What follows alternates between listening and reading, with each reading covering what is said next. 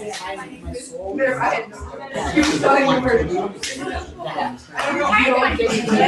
it all figured out. Yeah. We did. Yeah. We got food to go. Look at myself. We were in a small I have no idea. Yeah. So we will start.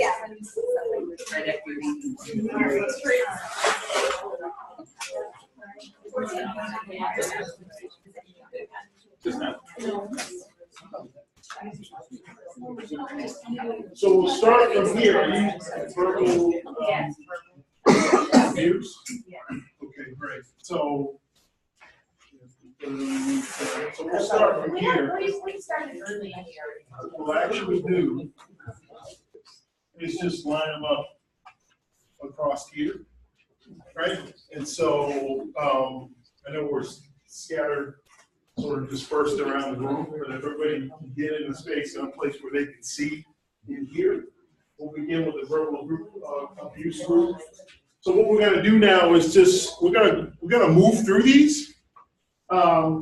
Just share your list, and there'll be a few occasions where I may ask a question or two or make a point about a certain aspect of the exercise. But we're gonna walk through the abuse categories and then the respect categories. So starting with verbal abuse.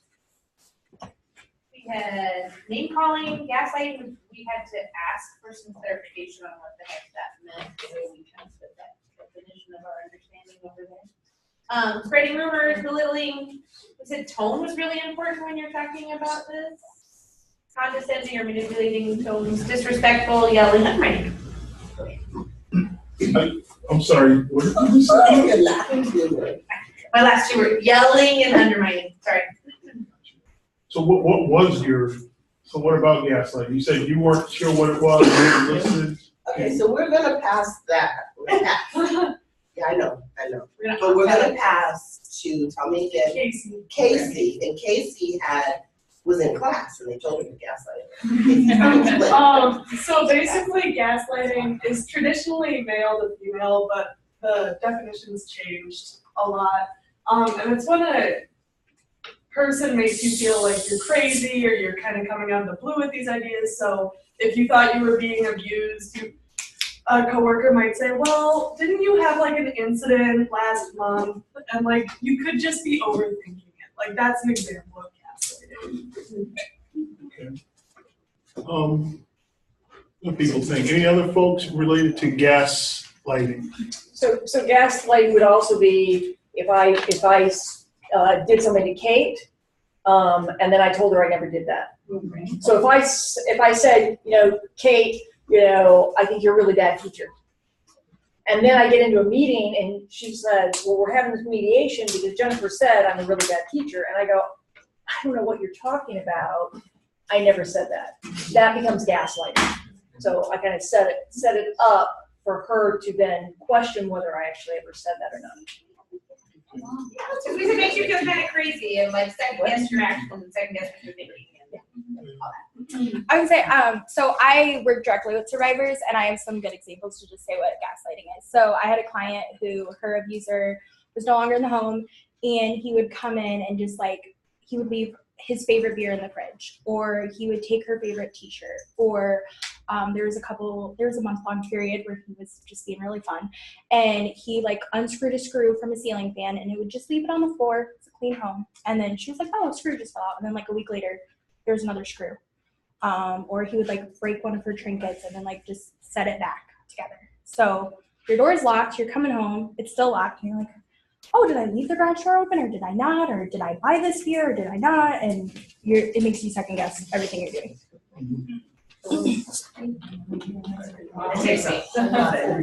Yeah.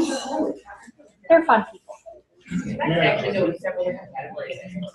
So one of the things, another common example of gaslighting is an abuser who has already been physically abusive, may have had an incident that the police arrived, may have even been arrested for it, will weeks, months later, in the midst of an argument with their partner, deny ever doing it.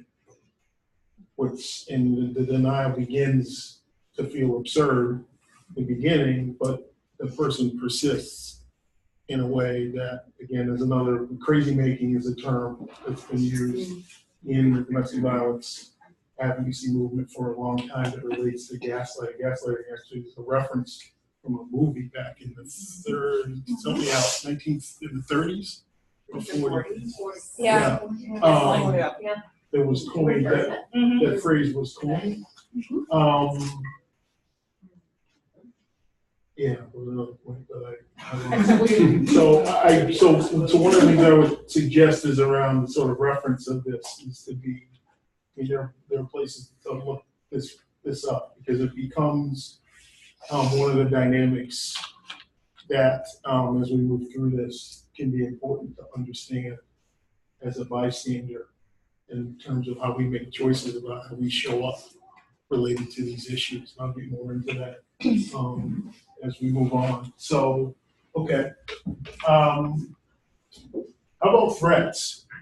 Can we list these? Sure. So how about threats? Does that fit? Mhm. It's a form of verbal abuse? Yeah. Okay.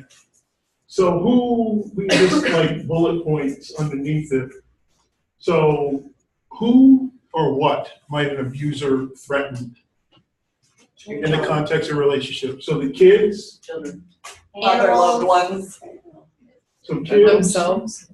Like suicide. another one, so now actually smaller. Smaller than that? What topic? Animals. A little bigger. I'm being cute. Or not.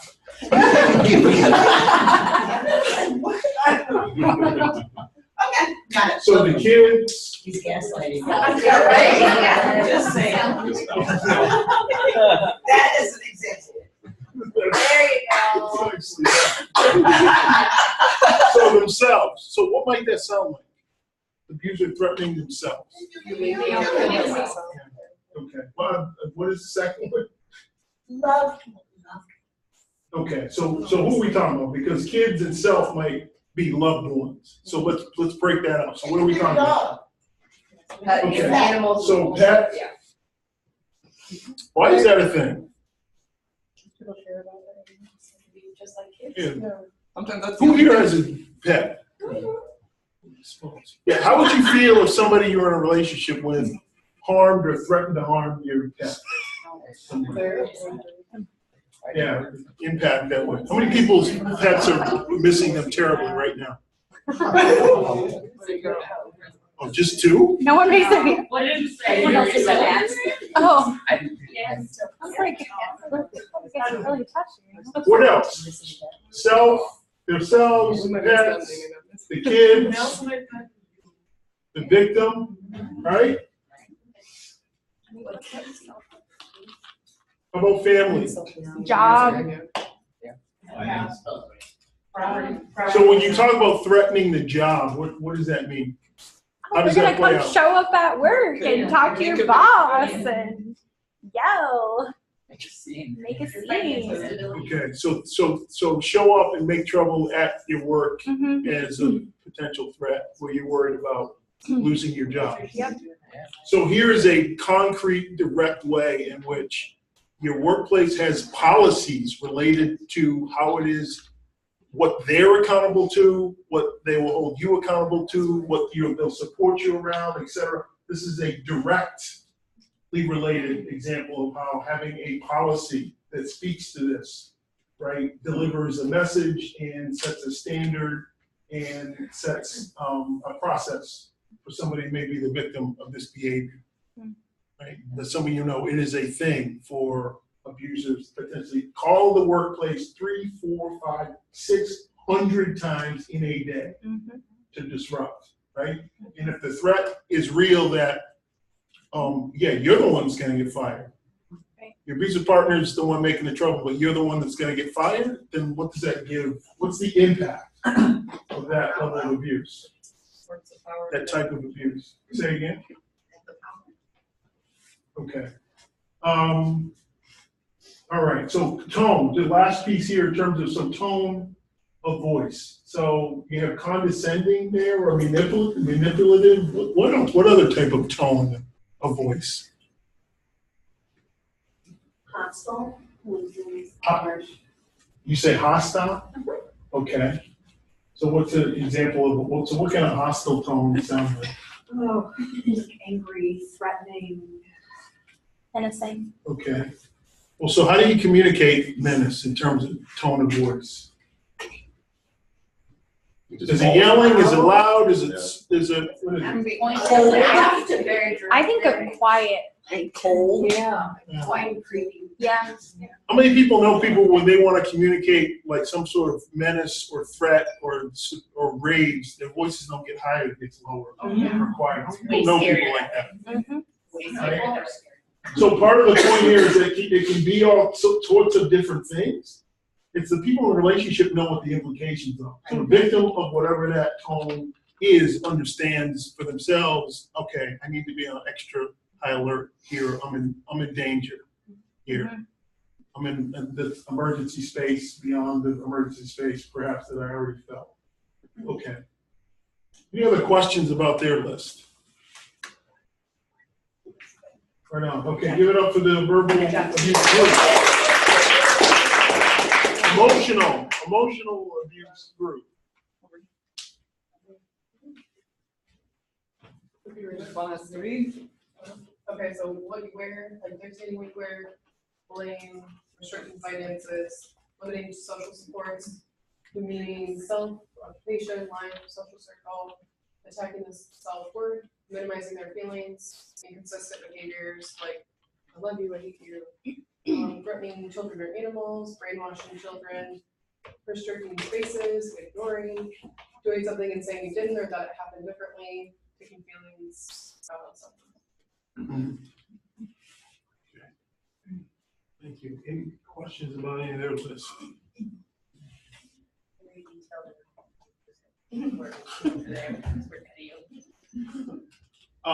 So we talk about limiting social supports. Who break that out from? What does that mean? Who are we talking about, and how is that Limiting perpetrated? contact with friends or Family members. Saying you can't see them. Okay, so saying, why isolating- don't you want to spend more time with me? So isolating from friends, family members. So let's delineate, right?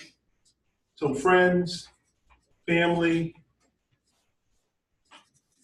clergy, faith community. What else might an abuser isolate a victim Just from? resources and Coworkers. So, but like so again, therapy, breaking that up. advocacy, Doctors. Money. So question. Transportation. Yeah, transportation. So question, thinking about family. How might an abuser sell the idea of isolating a victim from their family? your family doesn't love you as much as I do, your family is abusing you, not so like putting abuse on other people when it's not Yeah. there. Your family's That's- trying to turn you against Yeah. me. So how is that sold? Because that sounds really hard to believe right off the bat. I've been with my family for a long time. I feel like they love me. How, you just telling me this, it's not convincing to me. Would it be How is it sold?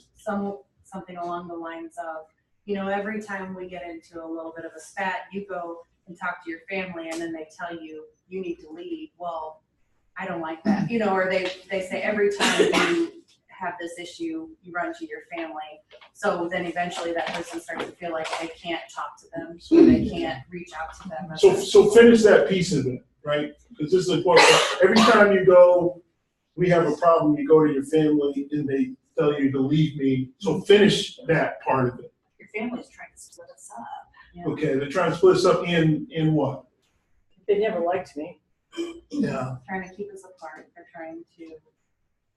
Or maybe you're. So how do you don't set- think you're They're twisting what Twisting happened. it. They're starting to, don't Yeah. you think that there's a relationship with every time you run to them that we have problems, right? Like Okay. kinda. They're trying to control you. They're trying to tell you what to do. And you're going to have to pick either them or me. Okay, but before you get to that, right? That's hard to put an ultimatum like that on the table right off the bat, isn't it? Why am I asking these questions related to this? Because it doesn't start there. No, it's subtle. It's always right. Yeah, what am I asking? The phrase I use to ask is, how does an abuser sell isolation from a victim, from their family and friends? How is it sold? Well, we just need time together. If we just had more time together, we could work out our problems. You know, they're not in the midst of this, so let's just be together and be our own family, and then you can be with your family once we get everything together. Or the other thing is, your mom's always been picking at you for that. And really, she's never liked me, but she's never liked what you've done. She's never supported you. Remember when she did this to you and that to you? So then you point them out as the problem. And I can help you feel better. I know you're unhappy with them. And I know, you know what, whenever your mom leaves, you cry. So what about that last piece, especially those last few phrases? What were you sort of imbuing? Like other people people are the problem, not And What's that? associating the emotion with whatever, not the emotion between them as the person doing the behavior, but associating the feelings with what they've done. And they're the So savior. it's a different, Oh, yeah, They're there's the a savior. savior. Say They're the again? savior. They can save you. They can help. I care about you, right? It's imbued with it. It's not this immediate, it's you or them. It's me or them. It's like they don't love you, right? This idea, that's hard for anybody, right? Even if your relationship is strained, your parents, to just take that as word from somebody you're just in a relationship with. But think about how so many of those phrases, or some of those ideas, those advocacies were about, I care about, look at the thing I know about you. I'm paying attention to what you care about. They're not paying as much attention to what you care about as me. Look at the example I'm setting, right? The feelings that you're having right now, that may have everything to do with me, although I leave that part out, don't have anything to do with me, right? I'm the one that's gonna save you. And the distinction between that and this notion, and putting it all on the table, right? And here's one of the reasons why, to sort of call attention to the way that this works and sort of how it's sold. And it can be similar with friends too, right? It's a similar dynamic. How about introducing this one? So-and-so friend wants to get with me. When you weren't here, when you weren't around, so-and-so did this, this, and this, and they were trying to get with me. We need to introduce that dynamic into the mix. What do you think that might do? The space. Sort of all of these different advocacies, right? Or is a sort of path towards selling this dynamic.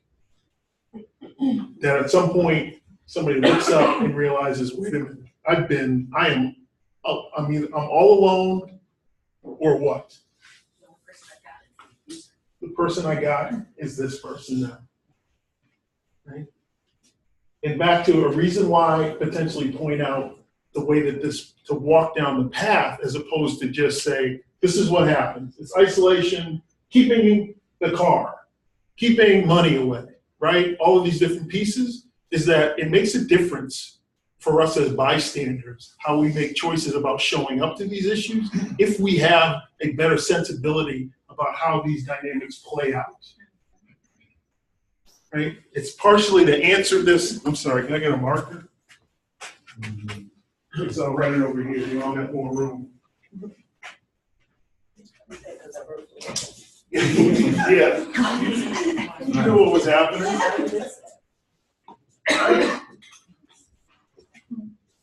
We all have either personally or in a session encountered in a conversation around the dynamics of relationship abuse, encountered the attitude or the question. I just don't know why I would stick around for some shit like that. I would never. I don't understand. They're stupid. Right? And it becomes the pathway to the choice of, fuck it, there's nothing I can do. They must like it. She must like it. He must like it. And so the opportunity to unpack the way some of these, not just what they are, but how they come about, becomes an invitation for any of us to reassess with more empathy how it is that we're choosing to show up to these issues. And showing up isn't just how do I respond to somebody who's either abusive or the victim of abuse, but it can be about how I even talk about this. Because how we talk about these issues are delivering messages to everybody around us too, aren't they? Delivering messages to where I'm coming from and how I get down as a bystander to people who are perps, to people who are victims, to people who are potential victims, people who are potential perpetrators, to people who feel like they might want to make the choice to be more active and empowered as a bystander, but they feel like they want support in that. Well, he's not down. It's like, I hear the way he talks about it.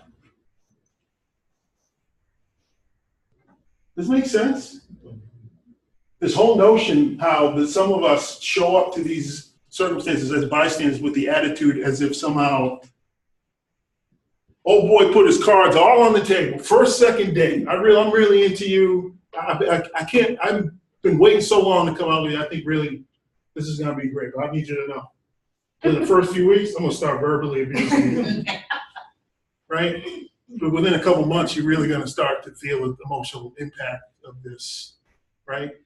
And eventually I'm gonna start getting to making you give me access to everything that's happening electronically. I want your password. I want to know where you are all the time. If you're not where you're supposed to be, I want to know why. And if you don't have a good answer, there's going to be consequences. And they're probably going to be physical. And eventually, I'm going to just start taking sex from you whenever I feel like it. However I feel like it. So you think you want to go out again? Right? Sign me up. Yeah, it sounds, it's ridiculous ridiculous and repugnant when it's articulated that way. But think about the way in which so many of us show up to these issues as bystanders. Our attitude towards those victims as if somehow they said, yeah, bring it on. That's what I'm on. That's what I'm here for.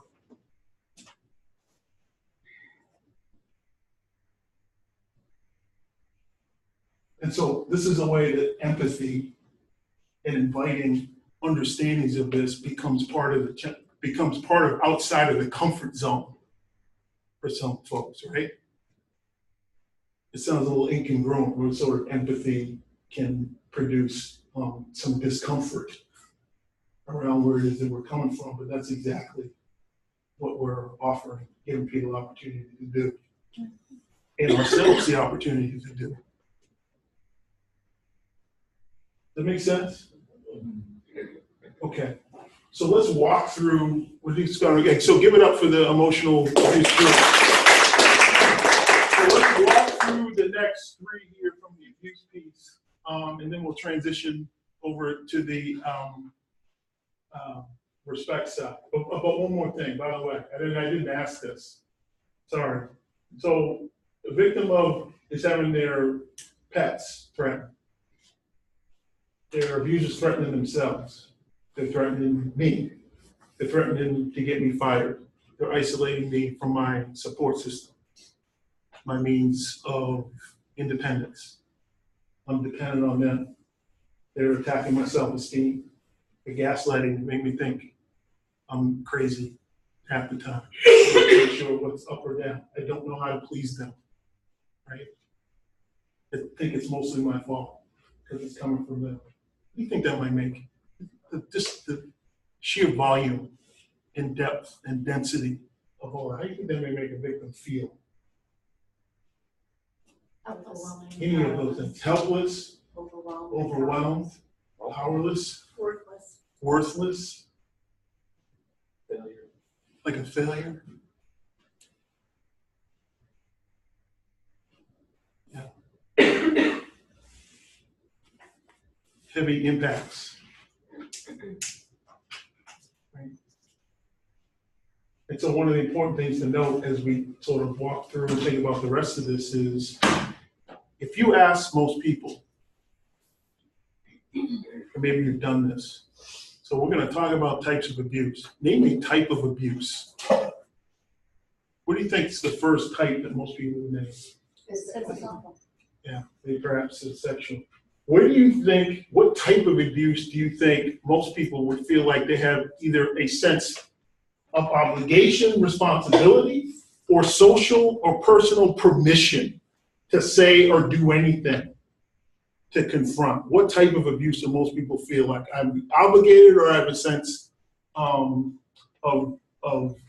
social support or permission? And similarly, probably oftentimes physical too, right? You can see it. Yeah. Well, and what type of abuse haven't we gotten to yet?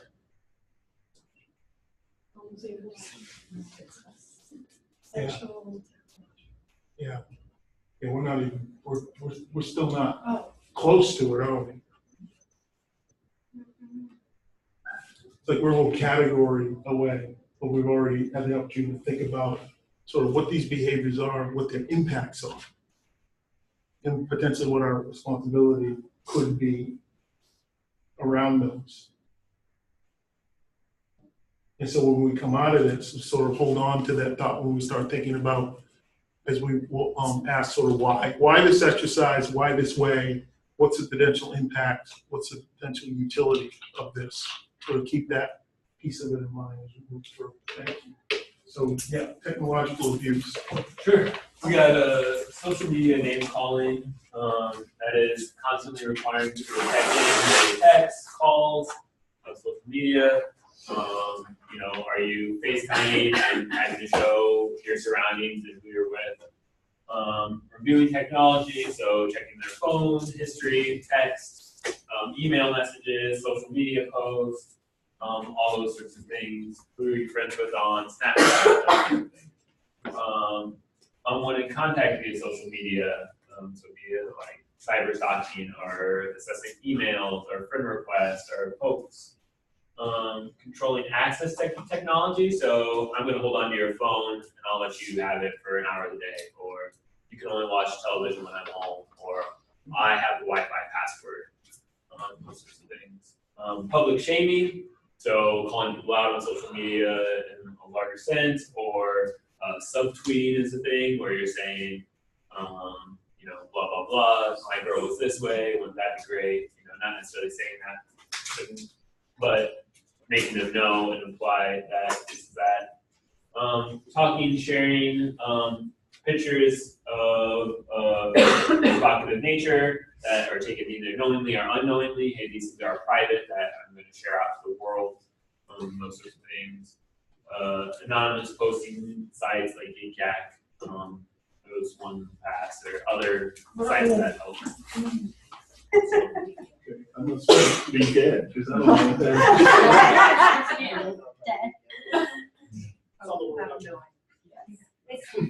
We have to Snapchat. You can Google. Snapchat. So I thought it was going to next year. Yeah. You can post on it today, it's anonymous. So, thank you. Any questions about any of their lists? All right, give it up to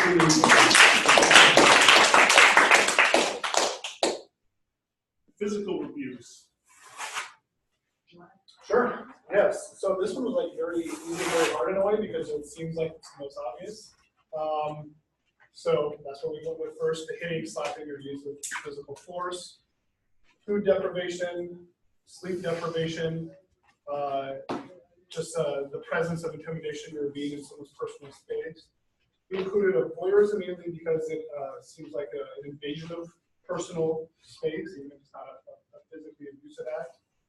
Kind of like what the emotional abuse group is saying, restricting movement or freedom or access to others, and physically keeping them in the location that someone desires.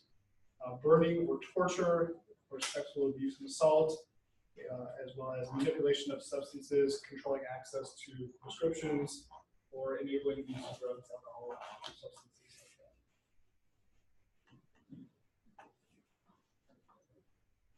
Any questions about any of their list? How about, did you have destroying? No, Oh, destroying property. property. Oh. Yeah. So we said we were going to come back and watch it one more. That was it. So what about that one? What is that? sound like, or look like. That was family heirloom. Other than Jim Brown famously attacking his ex-wife's car. She was then. Their clothing or love options. Uh-huh. They're medically necessities. Mhm. How about, punching a hole in the wall next to their head? Your home. Like, yeah, right. Oh, and then there's throwing things. Yes. So what's the message there? Throw a punch a hole in the wall next to Like it could your be. head. It could be you. Yeah. There's no physical contact with the victim in any of these, are there? Okay, so now Wonder Woman's coming. I call it shows of force. Maybe that's something, but not necessarily. Yeah, it's a show of force. What's the message? If we're having, you're next. If we're having a dispute, what's the message there? I'm capable of this, so that I reserve the right to When I get angry. do that whenever I feel. Yeah. Well, I mean, this is communication, right? What's the message about the dispute? You're wrong. Here, I'm talking to Joe. It's intimidation. If I'm angry, it's. If Joe and I are having a dispute, that's it. And at some point, I came over and crossed the room. Can I take a step toward you? I come over across the room in the midst of the dispute, and I stand over in this position now. Yeah, where am I? You're dominating. Yeah, I'm inside his space, right? Is this comfortable? I know you're fine in this. I'm over In other here. words, not agree. Right? I asked him to be there. It's not an uncomfortable position to be in. If we're having a dispute and I walked over and he got in that position, actually, first of all, what did I say before I walked over there? I was gonna say, sit down. I didn't ask. Right? Sit down. Right? It's sort of imposed, and it wasn't a, hey, I'd like you to do this. Right? It was a, hey, sit your ass down either. But it was I didn't ask you to do it. Right? And then stand in that space. If we're having a dispute, what's the message about that dispute? You're wrong. I'm wrong? No, like, I'm the abuser, you're wrong. Yeah, it's over, isn't it? Yeah. My message about this dispute is, it's over. What I have to say, my perspective is gonna prevail here. Right, otherwise, and I'm in this space, what's my message about his space? Right? It's like your bubble, your space actually isn't your space, it's my space. I can close this space down anytime I feel like. It's a very sort of direct but implicit message that what is your body and what is yours, in addition to your stuff, right, is my stuff, is consistent communication within the context of his relationship, right? That dictates the power and the control is here, right? What I say goes here. And I'll use physicality in whatever way I deem necessary in order to maintain that standard. Does that make? And again, one of the important things to underscore in relation to this piece and why I highlight these are behaviors that don't involve an abuser touching their victim, because oftentimes what happens? What in the reckoning of abusive, right? Not just from that person, but from who else? The legal system, the bystanders too, right? So what's implicit in the question, did they hit you? What's implicit in that? If they didn't hit you, it's not as that big of a deal. Right? Okay. So thank you. Give it up for physical.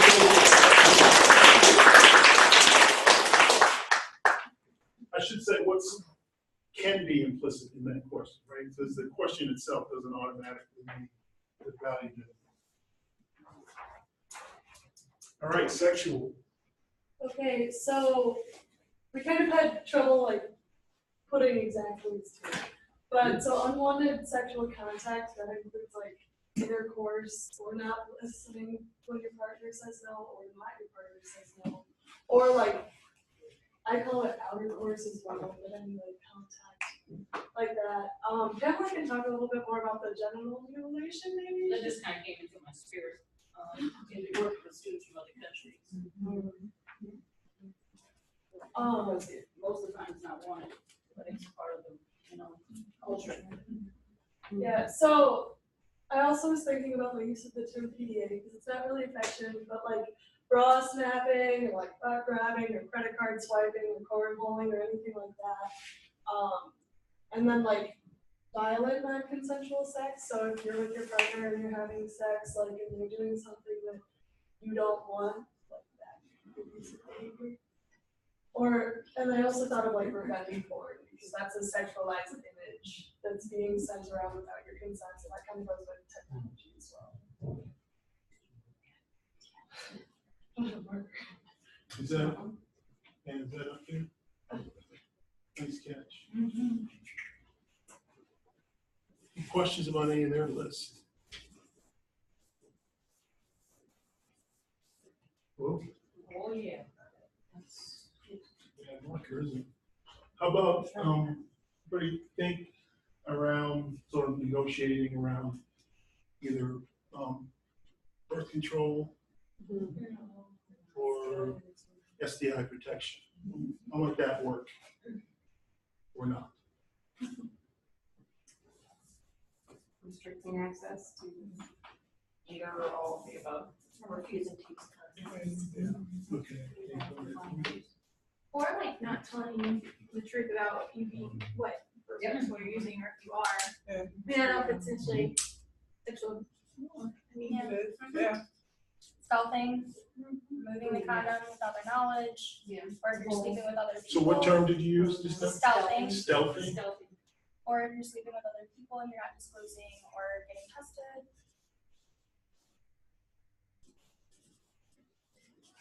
We have one that could have probably went on ours and a little bit on that one, but I find our students struggle with the whole idea around catcalling, which is kind of a sexual abuse, but totally verbal too. I mean, it kind of goes in that, well, it's not that big of a deal, seriously, but it's sexual in nature. So that's a form of what? Sexual what? Harassment. It's for sexual harassment, right? Does that go on there? How might that work in the context of a relationship? So there are a few examples that are already out there, right? Around sexual harassment that can happen in the context of a relationship. In the context of a relationship, I can imagine somebody making sexual comments about other people in the presence of the person they're abusing. Okay. Or the other way around. Or Making comments about their partner sexually. when In front of other are- people, yeah. Okay. I'd also put like sexual coercion, so like maybe your partner isn't feeling it that night, but you're like, you told me this morning, like that kind of thing. I'm wondering if withholding sex would ever be a form of, I mean, it feels like it's kind of emotional abuse as well. So what about that withholding? I think yeah, and that kind of begs the question, what's going on in their mind? If it's doing it for a purpose that's not like, hey, I don't want it, because if they don't want to have sex, then withhold it forever. But if it is, but if it's something where it's kind of more in that coercion terror, but I don't know how you know that inside someone's mind, why they're saying no. Or they're just I mean, it's controlling, like there's that one person in the relationship deciding when and where, and you don't get a say kind of thing. So if they decide like they don't want to have sex for this long period of time, that could be a part of it. They're still the one making that decision. The other person is not involved in that decision-making process. Yeah, so what's the impact of that? All these fit, right? Coercion, withholding, they all can go up there, right? Yeah.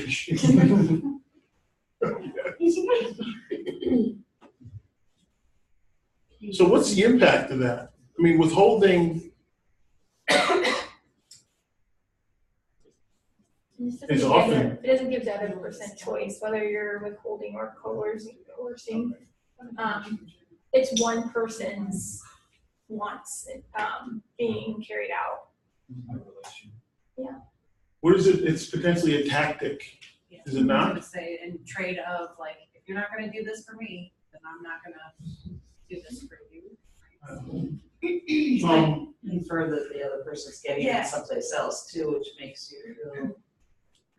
Potentially, I'm just thinking about like in that role, you know, if you're playing that as a person that is not the, you know, not the victim, but saying, you're not gonna do this, and you don't stop contact with your family, or you do this, or whatever, I'm just not gonna do all those other things that you would get in your relationship normally. Right, and you're not worthy of having those Right. kinds of relationships. Right. So, you think that some of that attitude around that whole idea, I'm gonna stick with the withholding piece, because I think it's interesting, is gendered? So you think that there's some sort of reluctance to think about withholding it somehow, because your response is like, well, this could be completely benevolent type of thing. I think the initial, the character, when you talk about withholding versus at any point negotiating, like, I don't want to do this right now.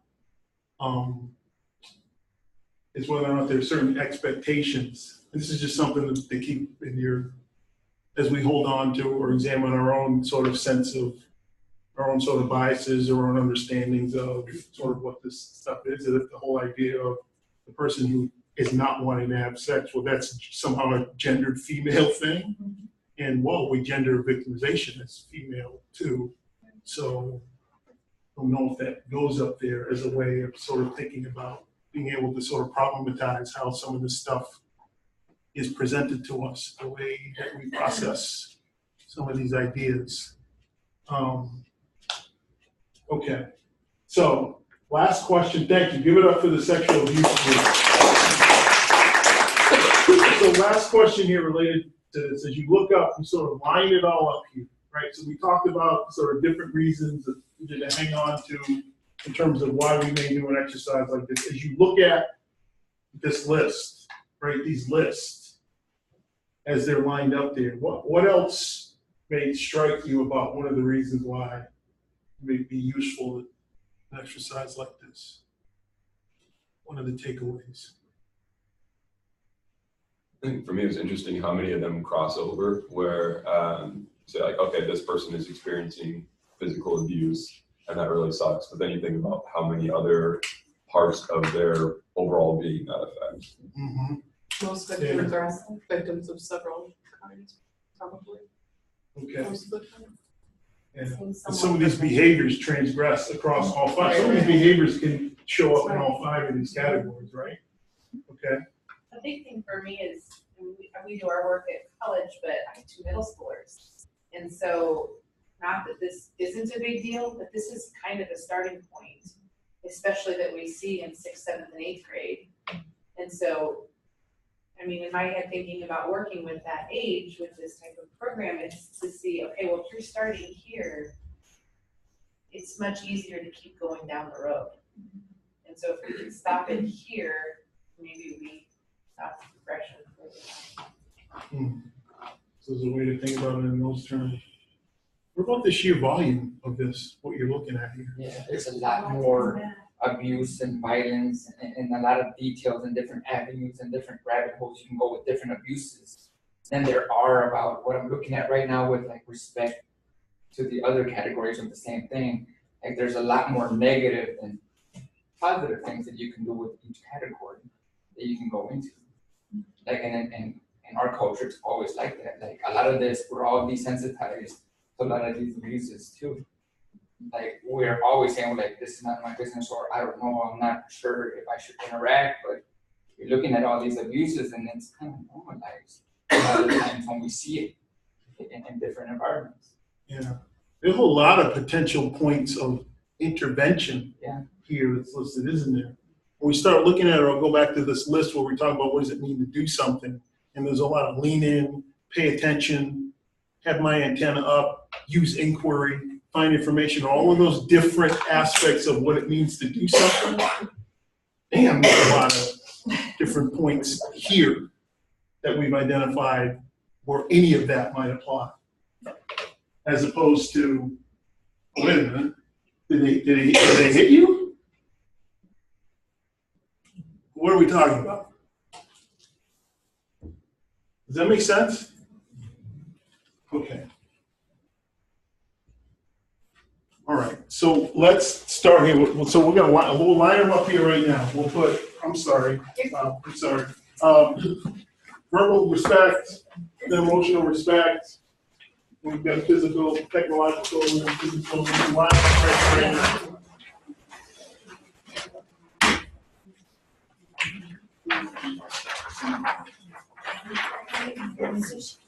You just so naturally You get into that parking spot. Yeah. Yeah. Can't remember that. Okay. So I'm sorry, right away, you know. this is just, in the interest of time, we're gonna move through this piece of, there's a way in which we can continue to add to these examples as well, right? But words of affirmation, about somebody's intelligence, it says appearance here. Somebody describe what they're meant by, whose group is this? Myself, Lisa. Okay, so when we talk about words of affirmation, around intelligence and appearance in particular, what did you discuss related to that? I could move on pretty quickly as far as, but I think, yeah, I guess there wasn't a ton of discussion about it. No, we didn't, there was agreement, words of making sure your partner feels affirmed by you. Or it's not necessarily your partner, anyone. Yeah, so but I'm curious, what's the distinction between, saying complimenting somebody's appearance versus affirming somebody's, was there a distinction there that you talked about, or does anybody else feel like? I think like not that your appearance equals your worth, but that, like to show that your attraction to someone in a healthy way, I think.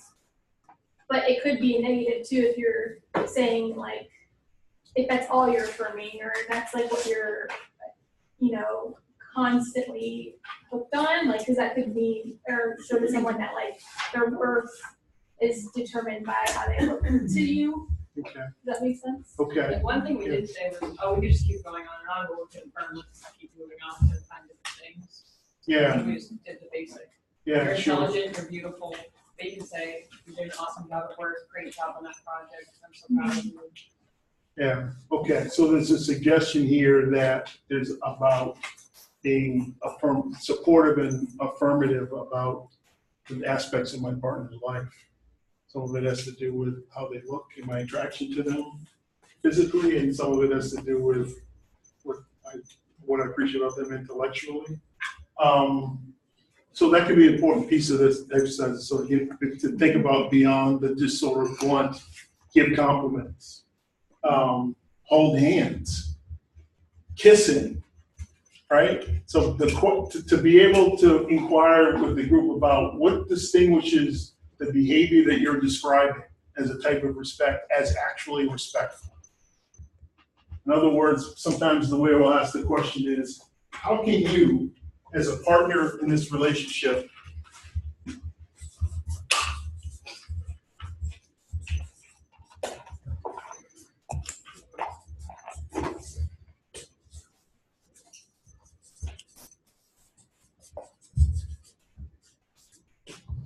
how can I be accountable to the impact actually being respectful? That's the way that it feels for my partner. And sometimes they'll describe it as the difference between the golden rule and the platinum rule. What's the platinum rule? The golden rule? Do unto others. Do unto others. Hey, say again? Yeah. Do unto As you would have done to you. Do unto others as you would have them do. Okay. And what's the platinum rule? Do unto others as you wish. Yeah, we're in the old English here big time. But the golden rule is treat others the way you want to be treated. Is another way of saying that, right? The platinum rule, another way of saying that, is treat others the way they want to be treated. And the distinction between those two things is what? Might not be the same as you want to be. So it takes communication to get there? You gotta find out what somebody else wants. I'm sorry, say that again? Yes, It takes communication to get there. yeah. You've got to be willing to communicate, negotiate, to ask, to care about what somebody else wants, how they want to be treated. How do we want to negotiate what this feels like, how we do this? What feels good here, right? Is that the sort of underlying question, being accountable for what it is that I'm doing through a negotiation and communication, as being respectful. And what can be a key thing about walking through this is sort of examples about how. So I'm going to put the sexual respect group on the spot.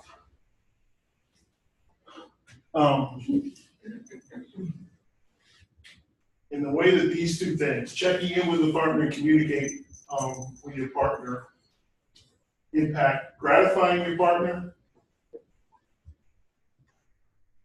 and asking for consent. What are some examples of that in terms of what it sounds like? Oh, What is that well, communication? What's the communication? Yeah. Well, I think in the gratifying is, do you like what I'm doing? What would you like me to do? And thinking in those ways. But checking in with the partner, I really think it was about, once you've asked for consent, it doesn't mean it's done. So is this okay? Can you do this? And kind of moving forward. But that really relates, I think, with the whole, yeah, just a whole bunch of like communicating constantly, checking in with them. Doesn't mean just because you're sexual or you have permission to have sex that other things are also consensual as well. Be like different things, but gratifying with the partner, just not being selfish either. Like if you're have sexual respect with one another, being able to check in also and just say, you know what, if I'm gonna gratify myself, I'll gratify you, and you turn it into a mutual thing, and that's being respectful sexually in that sense, and you communicate that. Oh. So yeah, there's so much about this entire aspect of the exercise is about leaning into and exploring, how do you do this, right? What does it mean to be mutual with respect to that? And is there a time when, so I wrote, for those of you, sorry you can't see, it says before, during, after. And so particularly as it relates to the afters. So the thing about how important it can be to develop a standard in your relationship around communication and mutual sort of gratification and behavior that involves a consistent level of checking in after. So what might that sound like? Here, I'll give you an example, actually. I was a year or so ago, maybe a couple years ago, involved in a session with a group of faculty members from a high school. And one of the faculty members has been married for like 40 years or something like that. It was somewhat elderly, been around. We were doing this exercise, and he just recalled that from a few years earlier. So he and his wife, he said they were walking near where they lived at some sort of park that was really beautiful, and he really sort of appreciated the moment. And he said he just remembered this moment where we had this time where they were walking sort of down this sort of around the bend of this hill, and there was this guy open water there, and he just sort of pulled his wife in close, and they sort of stumbled up, and they kept sort of walking down and spent some time just sort of watching and sitting sort of together that moment. And he said he thought it was, he just remembered it, and even the moment, he just thought it was beautiful. But what he recounted was like a couple of days later, he just thought to himself to check in, I think for various reasons, like, hey, remember when we're doing this and we were outside and sort of public, and I just sort of reached over and grabbed and sort of pulled you tight, and it really felt good for me, but I'm just wondering, how was that for you? Like what I did, how I did it, et cetera. And it was, she loved it too. It was great for her, but I thought it was like, what a beautiful, perfect example of the way in which a standard of communication around physical respect piece of it, as an example of, it's just the moment isn't lost. And you're creating something within any relationship, you consistently honor the value of being willing to sort of communicate, reciprocate.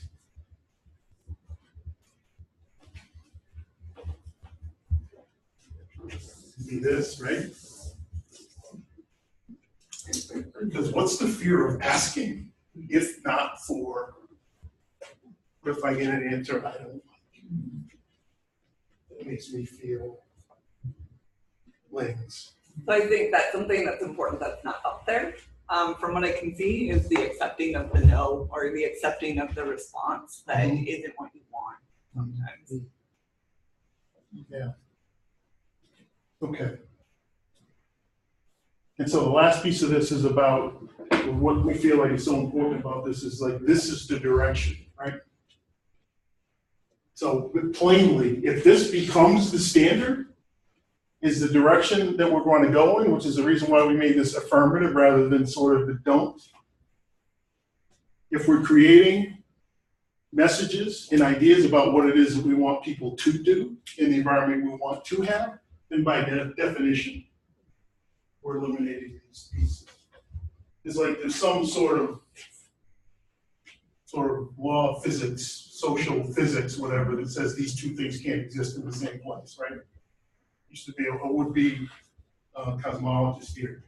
I wanted to be, and actually, and so, right? It's like we can't be, if we're here, if this is the standard, we're not even close to this, are we? In truth. And so it becomes the thing. It becomes the, rather than the program, rather than the talk, rather than the, it's all about the finger wagging, what we're not supposed to be doing. And why aren't we? So how about this? And how do you feel when somebody you're in a relationship with, whatever type of relationship you're with, is behaving towards you in these ways? And why would you say?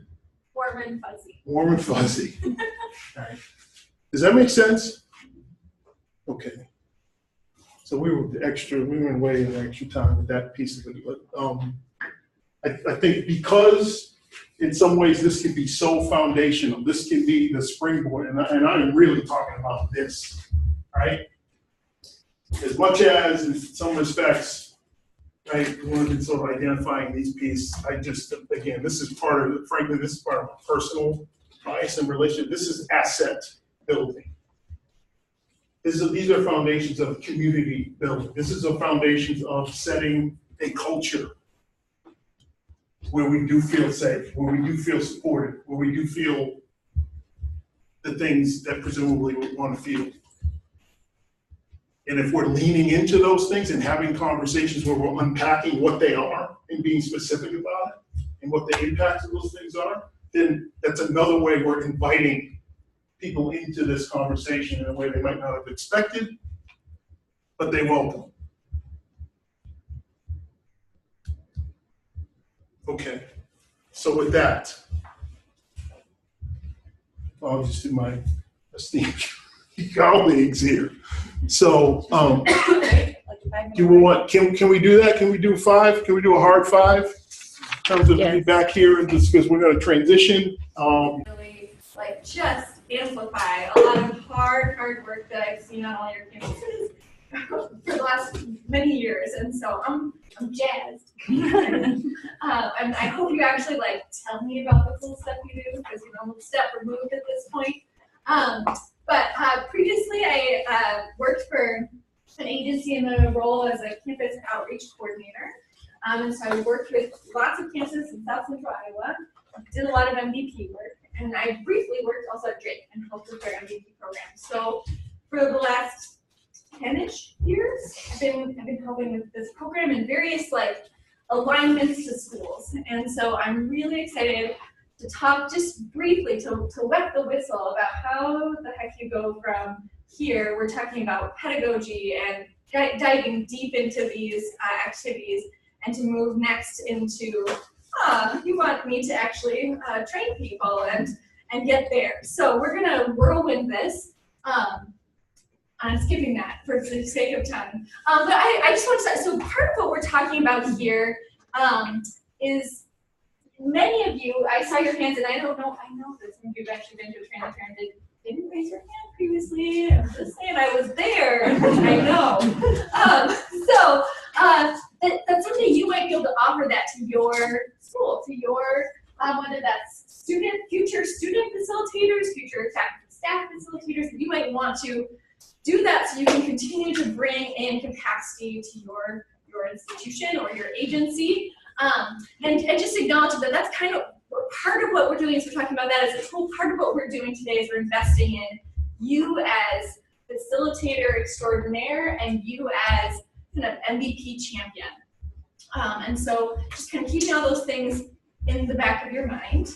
And I also wanted to talk really quick, just as framing before I really throw about 1,000 discussion questions at you, is to talk a little bit about the stages of change model and or a related, the community version is the community readiness model. So stage of change model, we have a bunch of counselors and things, so I'm sure people have heard of this one. Heidi, take it away. Give me that one sentence summary that you got.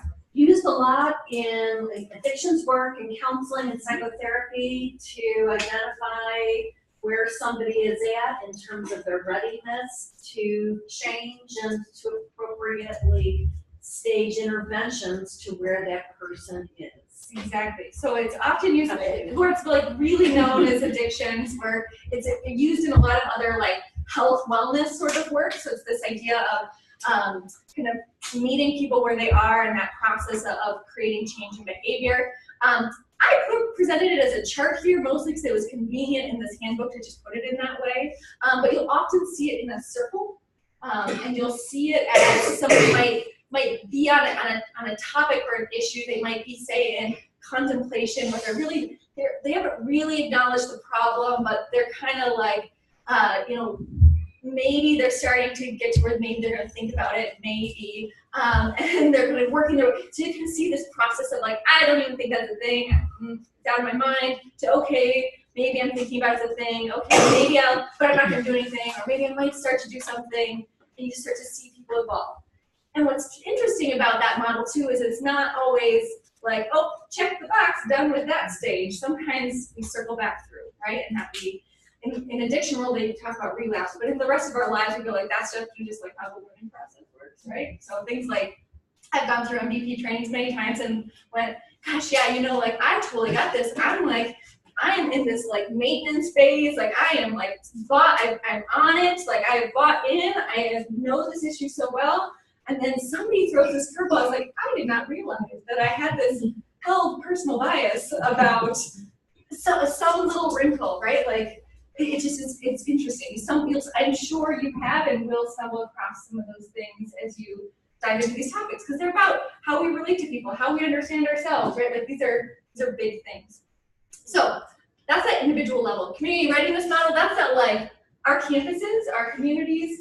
Man, they're not all like, yes, sign me up, I'll devote a ton of money to this, and I will get you all the workforce you need. Because man, wouldn't that be great if we were way up here? This expansion, like collaboration, everybody's bought in. Instead, we're all in different phases, and sometimes the communities we're involved with are maybe in this like, I don't even know what you're saying words, and I don't know what they are.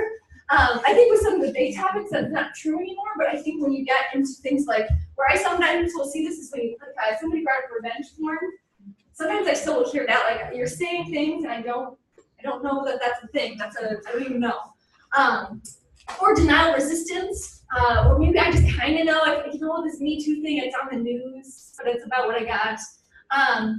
Versus moving into phases where they're like, oh, like I could engage with this. I might be starting to think about how I might involve myself in this work. Actually starting to take action, and not only take action, but then figure out how I'm going to sustain this and stabilize it. Versus like, who's ever started something and you're like, man, we were like hot out the gate, we got something good going on here, and then you forgot to like keep investing in it, and it just kind of, right? Done that before 1,000 times. I've done that. Sorry if I've done that to any of you. But it happens, right? It's a realization. So like that we have to keep investing even after we're bought in and we started something.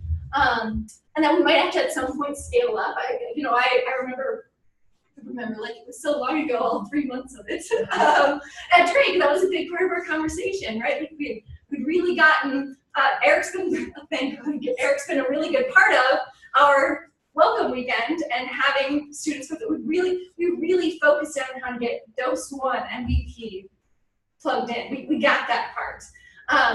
What we don't quite got is dose 2, right? And so we were in this like, all right, not only do we initiate it, we got a plan to continually do this, and now what, right? And so it's continuing through that model. I bring this up in part because I'm going to ask a whole bunch of questions that will kind of hopefully get some of this as context for thinking. And also because I thought it would be helpful to share some personal anecdotes of failure as a way to get people thinking. And so most of what I see happening, at least as I reflect on my own life and experience with MVP, has been either on an interpersonal level, not recognizing where my audience or the person I'm talking to is on that stage of change versus my life, I am in maintenance and action mode, ready to go. Or my strategy for implementation also does not match the community or institution that I'm working with. Whoop. So thus, we're just missing each other. With that, I also want to just say, like, I believe, I'm not even going to make you talk about this because again, time.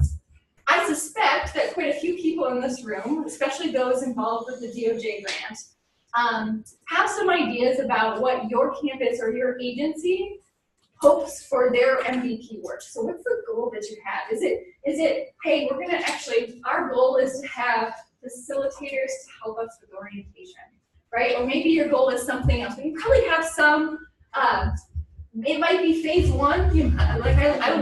I'm a big dreamer, so my big goal is always like full implementation. We reach all these people many times, right? That might be the 20-year goal. So phase 1 goal might be I have somebody to go facilitate with, and that is a reasonable and good phase 1 goal. And then we play the long game. So have that in mind as we think about some of this implementation stuff. All right, so let's talk about one of the very first steps is recruiting facilitators. So again, I told you I would start before all of you discuss. I would provide you with some personal anecdotes of failure. So first personal anecdote. So working with Indian Hills Community College, this was many years ago. I did an excellent job. Let me just say an excellent job connecting with the housing services coordinator. She and I, we were on the same wavelength. We were both in let's take action mode. We were ready to do this thing. And worked with her to recruit a whole bunch of facilitators. Unfortunately, our ground game on that end was more like I didn't recognize that she actually had the power to like hire and fire all of the people that we were asking. And so we got a whole bunch of people who thought they were being told they had to be there, who really had zero stake in the outcome of that particular program. So our first train the trainer involved a whole bunch of staff who had zero desire to be there, or students who were leaving within a semester because they were all residents, all people. So I was like, oh, that's sustainability right there. For me, a lesson I learned in that moment was part of recruiting had to do with having a really good ally. I got that step 1, right? Like you need to have people help you recruit because I don't know about you, I didn't know everybody on their campus. I needed somebody who knew people. You need people who know people. But I also needed somebody who was thinking strategically and who was looking at who's somebody who maybe is close to taking action, or just needs the invitation. But somebody who is like, I don't even think this is a problem, might not be my next best facilitator. Might be a great audience member, but maybe not my facilitator. So I needed strategy there. So with that, what I would like you to do and you can stay in these groups for the remaining like 20-ish minutes. I've got some discussion questions. So I'm thinking, I'm just trying to whirl this a little bit. I would like, let me just stay here for a second, see if the numbers will probably work out anyway. Let's get into 4 groups. So if we can just do a quick count of 1, 2, 3, 4, 1, 2, 3, 4, 1, 2, 3, 4. 1, 2, 3, 4. 1, 2, 3. Perfect. Let's do 1s, 2s, 3s, 4s. Oh my God. So after sharing that a little bit with you, I'm going to put a series of discussion questions on the screen, and I want you to just take, let's say, 2 to 3 minutes to pick one of the questions that really speaks to your group and see what you come up with. Okay? Okay. 2,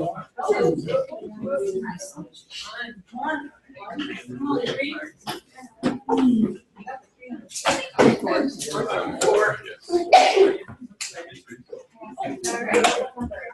Passing me out over there. Ellie, what group is this? We're 3. All right. So take a couple minutes. Take one of the questions. I think You're good. Just blend it. I know, that's what I was gonna do. I was just. I know, that's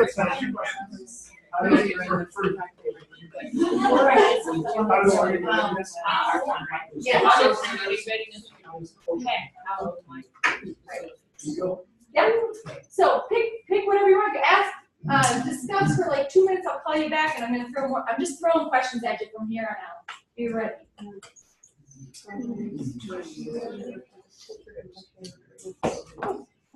Pick one that resonates. This is a big one for Mercy College. Just because we're seeing one. You don't have to collectively think, just as an individual statement.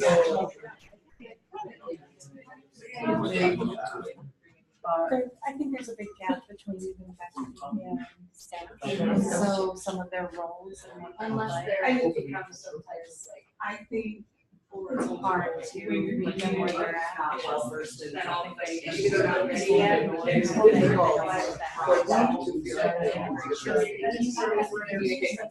So trying to prove that it would be amazing to marketing and some of that.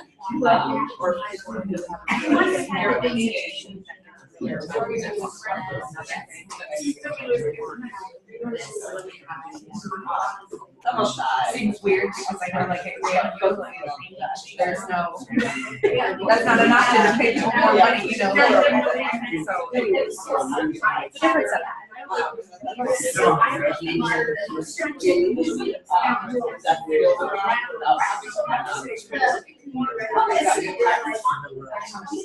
They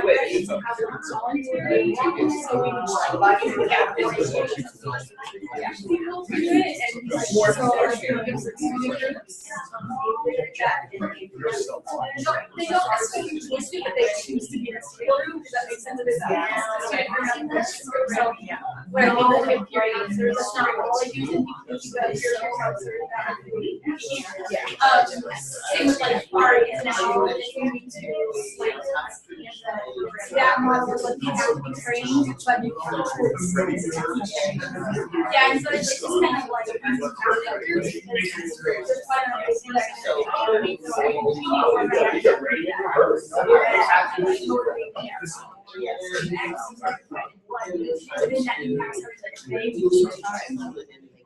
I work at a clinic now, so it's in charge of training. Yeah, trying to reach, so.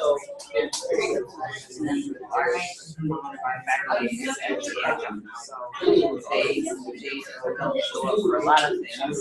And I get it, I would say I try to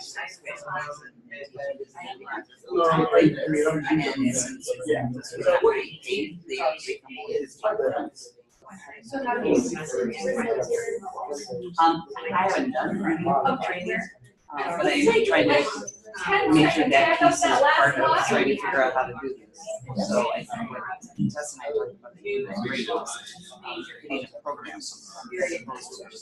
My choice is all a bigger scale of in the spring, from 7 to 8 and fall, after fall.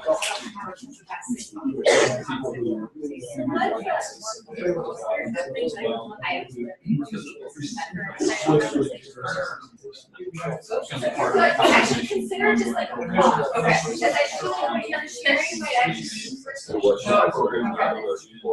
similar next set of prompts, just 2 more minutes, just maybe get to tangible. Again, you don't have, if you feel like you're supposed to struggle, you can share some of that and ask for advice.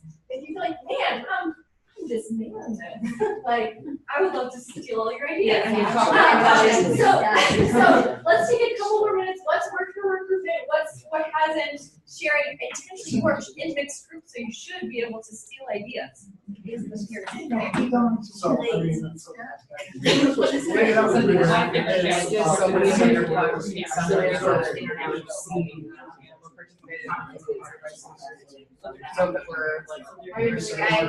Speaking about yeah, like semester job would go to so many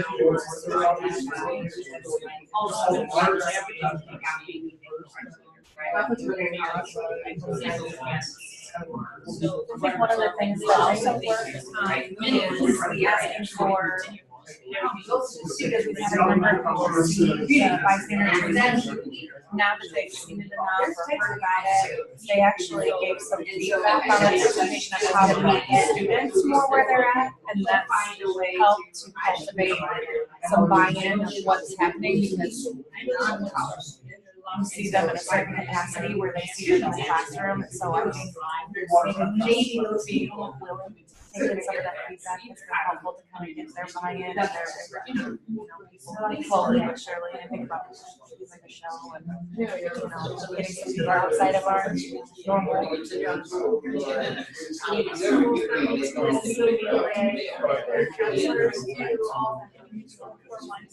Learn most of those, some of the time, yeah, where they just really do but the other people are a lot of where the trainers are getting, and then I usually for getting faculty having to use class and also like making sure the trainers are really well prepared and like it's not as a training. The buy-in I had Facilitation skills. Yeah, and it's hard because they don't have, they didn't do the training here, and it's just like time, like, they're not getting it all together and doing more training. Yeah, I think it's part. So on the recruitment side, not necessarily more selective. So still, darn open avenues, but. Beyond the scope of. All right, let's take 10 seconds to wrap up that idea or thought. So, don't start processing, come back when you're ready. All right, don't freak out at all the questions, come back. Okay, so we will share some resources with you. These are just like all the many things inside Tessa's head that she thinks about. But I just wanted to highlight one particular thing here. So, like, how does your goal for MVP impact how you might recruit new facilitators? And I say that because some of the at Leave In Drake, some of our conversations really were, most of our MVP sessions are really happening at 2 times a year. They're happening at Welcome Weekend, they're happening in January, and nothing in between. And we're not always retaining facilitators in between, because they're like doing J-term study abroad, and so it's just like totally different availability. So in recruiting somebody, I realized I needed to be much more clear about what the commitment was so that I could actually reach my end goal, versus recruiting and kind of falsely setting up what the commitment might be. So I would just encourage really thoughtful, like, is it that I should do 2 train the trainers for my big waves of MVP sections? Is that what I should do? Right before you go to all those SC classes, is that when you should do yours at Simpson? Or do I have sustained things and I need to do it more periodically? I don't know what the right answer is, but just be thinking and making sure you're matching versus accidentally mismatching and then feeling like, wow, why don't I have the facilitators, right?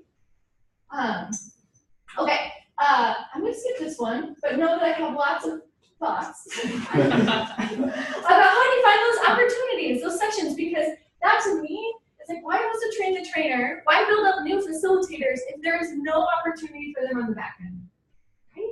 Because that's how you lose momentum. That's how you lose buy-in. You gotta be thinking about this as your ground game as well. And again, I would the only anecdote I'm not gonna make you discuss, but the anecdote I have, one that really like struck me my very first year at Drake. One of the first things I was asked to do was these new trainer training sessions with athletics. Great, cool. The way those were articulated, perhaps to teams, was like, you gotta be there. You're required, and that's it.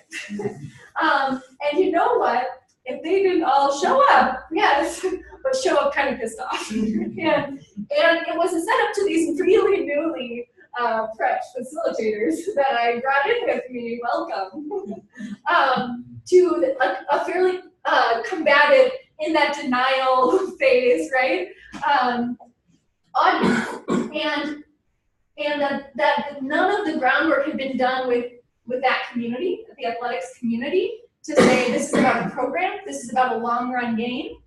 And in the next year, what we did was we actually brought in student athletes to help us design the content for the next session.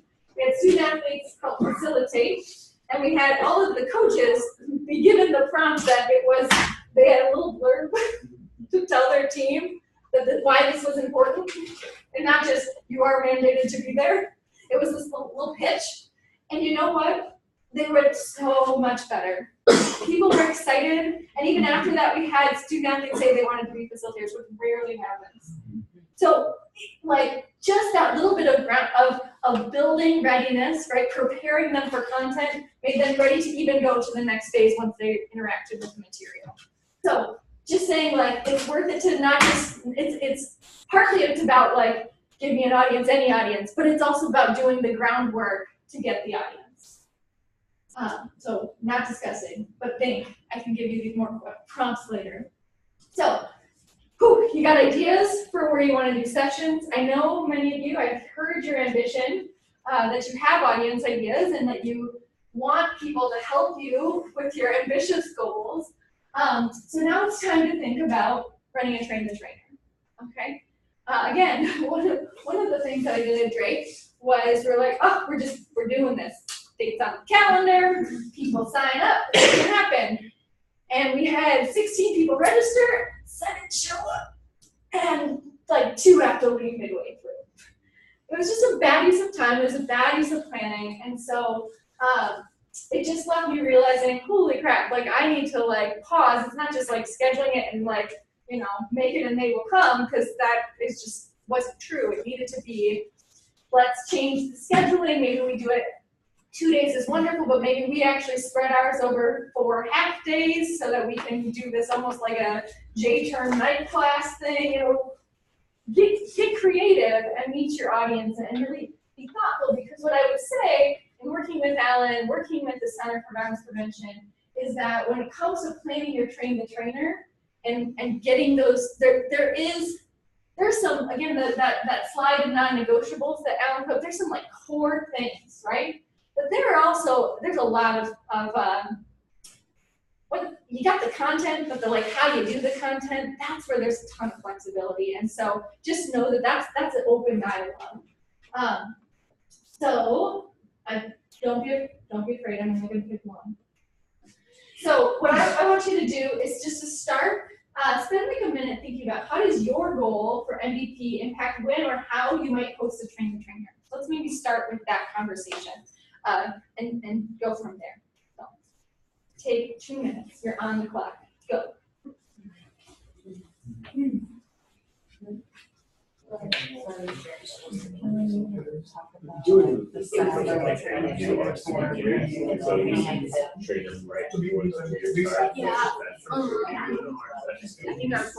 our goal is to have influential coming into contact so people that's already peer But- counselors. So we, I think how we do it has to fit in with the RA training stuff.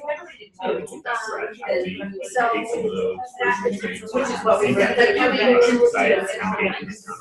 So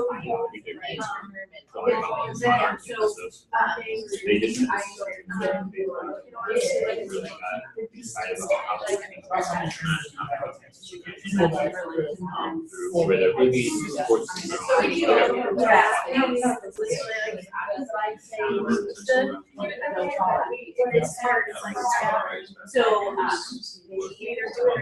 get the time right.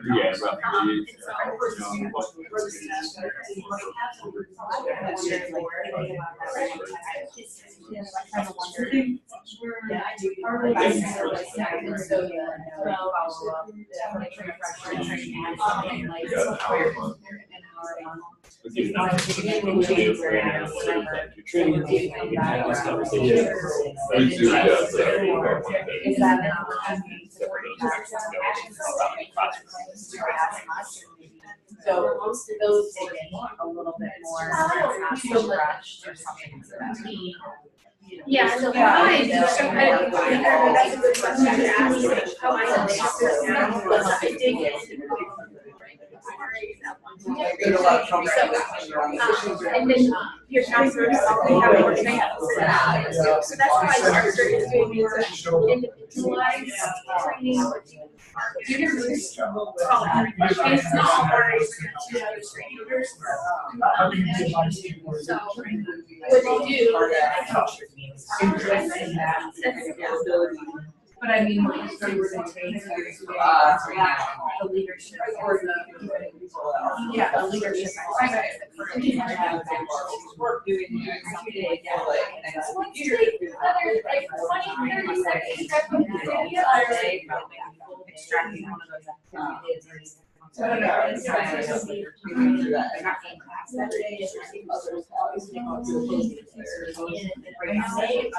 Mercy College, we actually trained the trainer in December now. So, and that's one of the things, just to implement. I know Brand, we established a training the trainers. If you are hoping to have that, then you want to get trained, you know it's gonna be a long time before you get a trainer. They're welcome to come to us. Let's put that together. And you can just contact me and I can help you figure out who to contact, to see. So what I'd like to do, I'd actually just like to hear from some folks, especially that, you have something really wonderful in the room right now, which is your peers. And you also have incredibly easy access right now to Michael, Alan, and Daryl. And I think it's just a great time to say, what kind of is my goal and where am I headed with this train to trainer? Just in part so that your peers know what support you might need, and also so that we all know what support you might need coming down the road. So I'd invite a few share outs for the how does your goal for MVP impact how or when, or just what you're kind of thinking about with hosting and train the trainer. Anybody willing to share?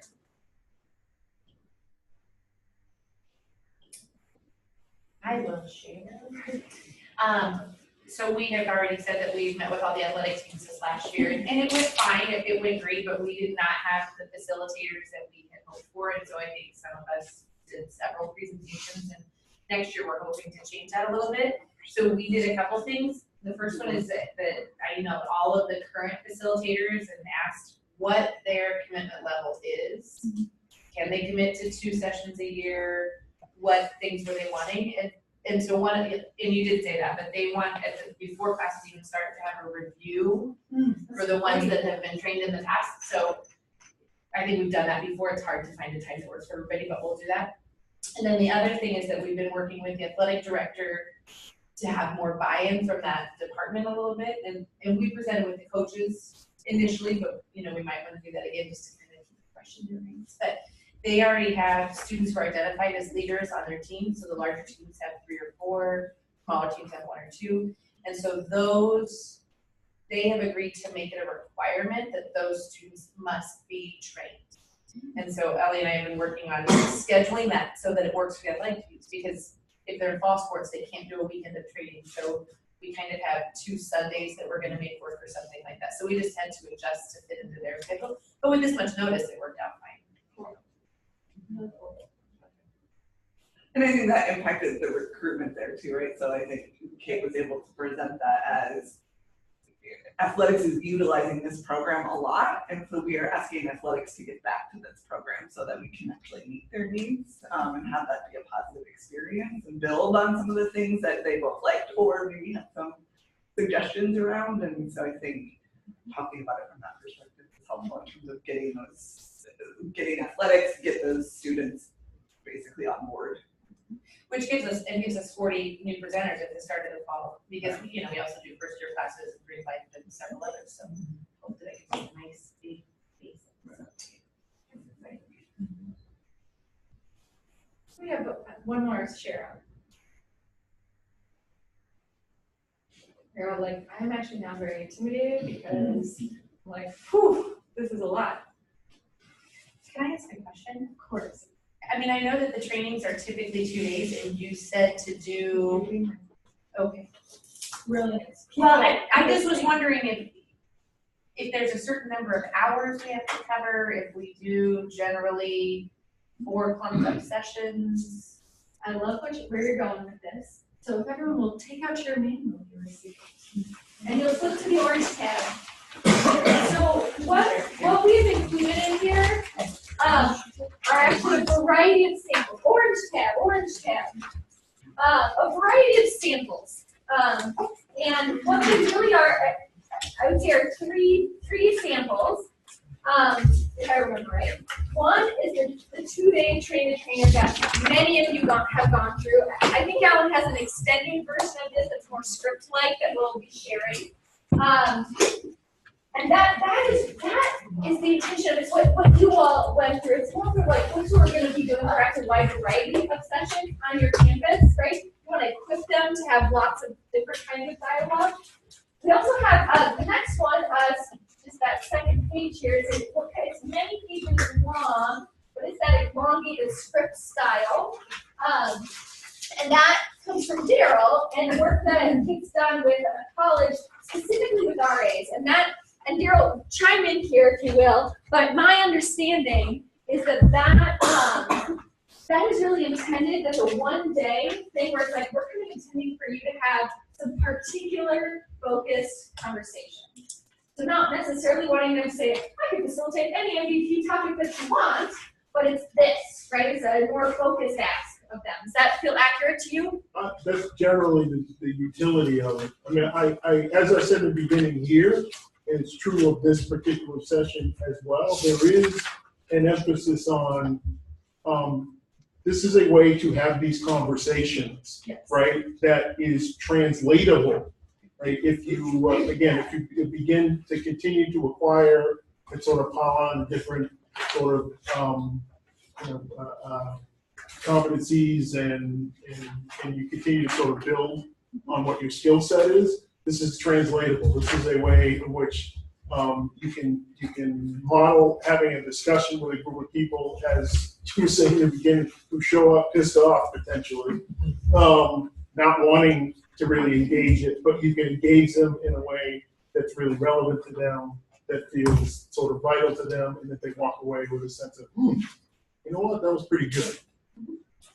And then if you flip forward to where it actually becomes a staple packet, more tabs maybe in your own world, or like you can click on the one you really want. But the one with the staple is a sample of a 90-minute section. You all have, maybe not all of you, but the vast majority of you have put together some of that like in-person classroom sessions. We just want you to see kind of that kind of breadth of variety and you being able to say, yep, am I going into a classroom? Am I kind of getting some key allies to be able to help have some of those thoughtful conversations, use some translatable skills and specific kind of asks? Or am I going for that comprehensive, bigger ask of folks? And so that way you have a little bit more. So what I like about this is I think that to me, this, I think there's more information coming. I also, just to say, to name that, I would say, when you're asking for like testing, a very specific like rundown hours. This I think that's generally a work in progress, would you say, of what's required from a national level, a state level. So what I would encourage, and this is what's worked really well for me, is to really be in communication with Alan. And so you and I is the one that can hold those rights and privileges for MVP and just say, hey, am I missing the mark here? Am I on the mark? And just use that as a touch point and starting from there, but knowing that these are some rough like skeletons you can kind of flesh out and build out from there. So you have that as a resource. Is that somewhat helpful? Maybe not as clear of an answer as maybe that we're working in the grain. I love it. And I love that you're willing to. And that actually is a perfect segue. I would also just say, open it up to the Center for Violence Prevention and say that, okay, you and I looking to do this work and help you map it out, help you say, all right, here's what I'm working with. I've got a Saturday, Sunday, or maybe it's like, oh, I'm doing this kind of funky, like, it's gonna be a long Saturday, but a short Friday night. I've done those and just kind of help figure out mapping out, like, how does that arrangement maybe impact some of the thoughtfulness of those, again, those non-negotiables, the big things people need to be exposed to. So those kind of core activities. Anything you want to add about things that you might be offering related to helping them really plan out, what do I do in the trainer? Right, yeah, so I mean, I was thinking there's, I can't even count the number of times after as a trainer that maybe Tess and I did together that we sent out just a slew of files on which were some of the things that are in here, but not everything that's in this binder has been communicated electronically, but it will be communicated electronically. But we have sent out, think about the videos, the PSAs that we've used on certain scenarios. Hey, if you really want a cool video that goes with such and such scenario, this is a good one. Okay?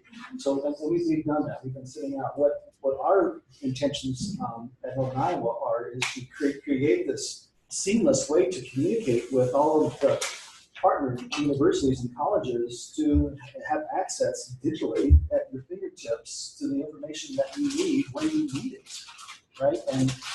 And I'll talk about it a little bit more, but that's going to answer some of our questions with regards to resources and support, and it'll also be a platform for us to respond to questions that you may have, or clarifications, or just kind of circling back and double checking. This is what we're doing. This is how we want to do it.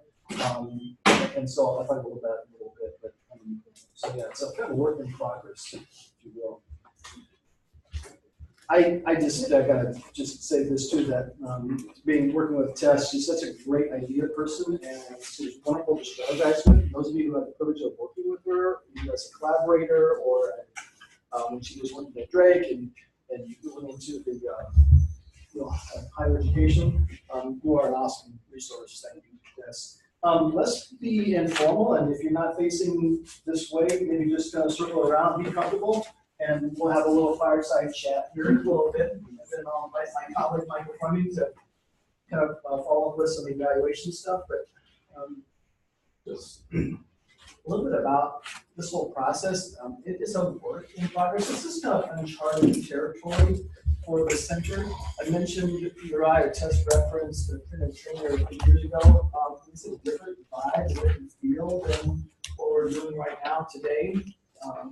Not to say that was terrible, it was bad, but I think we're getting better. And I think it's different to have a conversation with a wide variety of folks who are familiar with the content, right, and who are interested and passionate about this topic, about how do we build capacity. And that's the whole key is how do we, if we're going to change culture, someone mentioned that today, if we're going to change culture, the only way to do that is to build capacity amongst our constituents and our stakeholders. And so on our campus, that means that within the student body, that means within the faculty, that means within the administration, and at all those layers of leadership. Earlier talking about readiness, it's amazing how one person on the campus can change the readiness of that climate, of that campus overnight.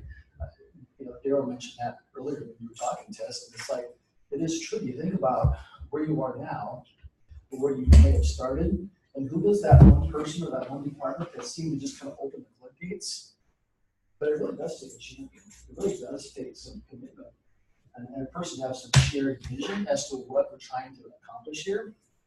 So it's certainly it's a dynamic process. It's not, it really isn't necessarily always linear, right? Because you well know, and people change and positions are filled and champions and facilitators leave and move on. And so part of this whole notion about being able to have you provide and sustain trainers on campus and serve the broader community where you are is that you should not be short of facilitators who can go at a moment's notice and say, hey, we've got access to the athletic teams over the next 3 or 4 months. Wow, we're in a good position because we've built a team that can help handle.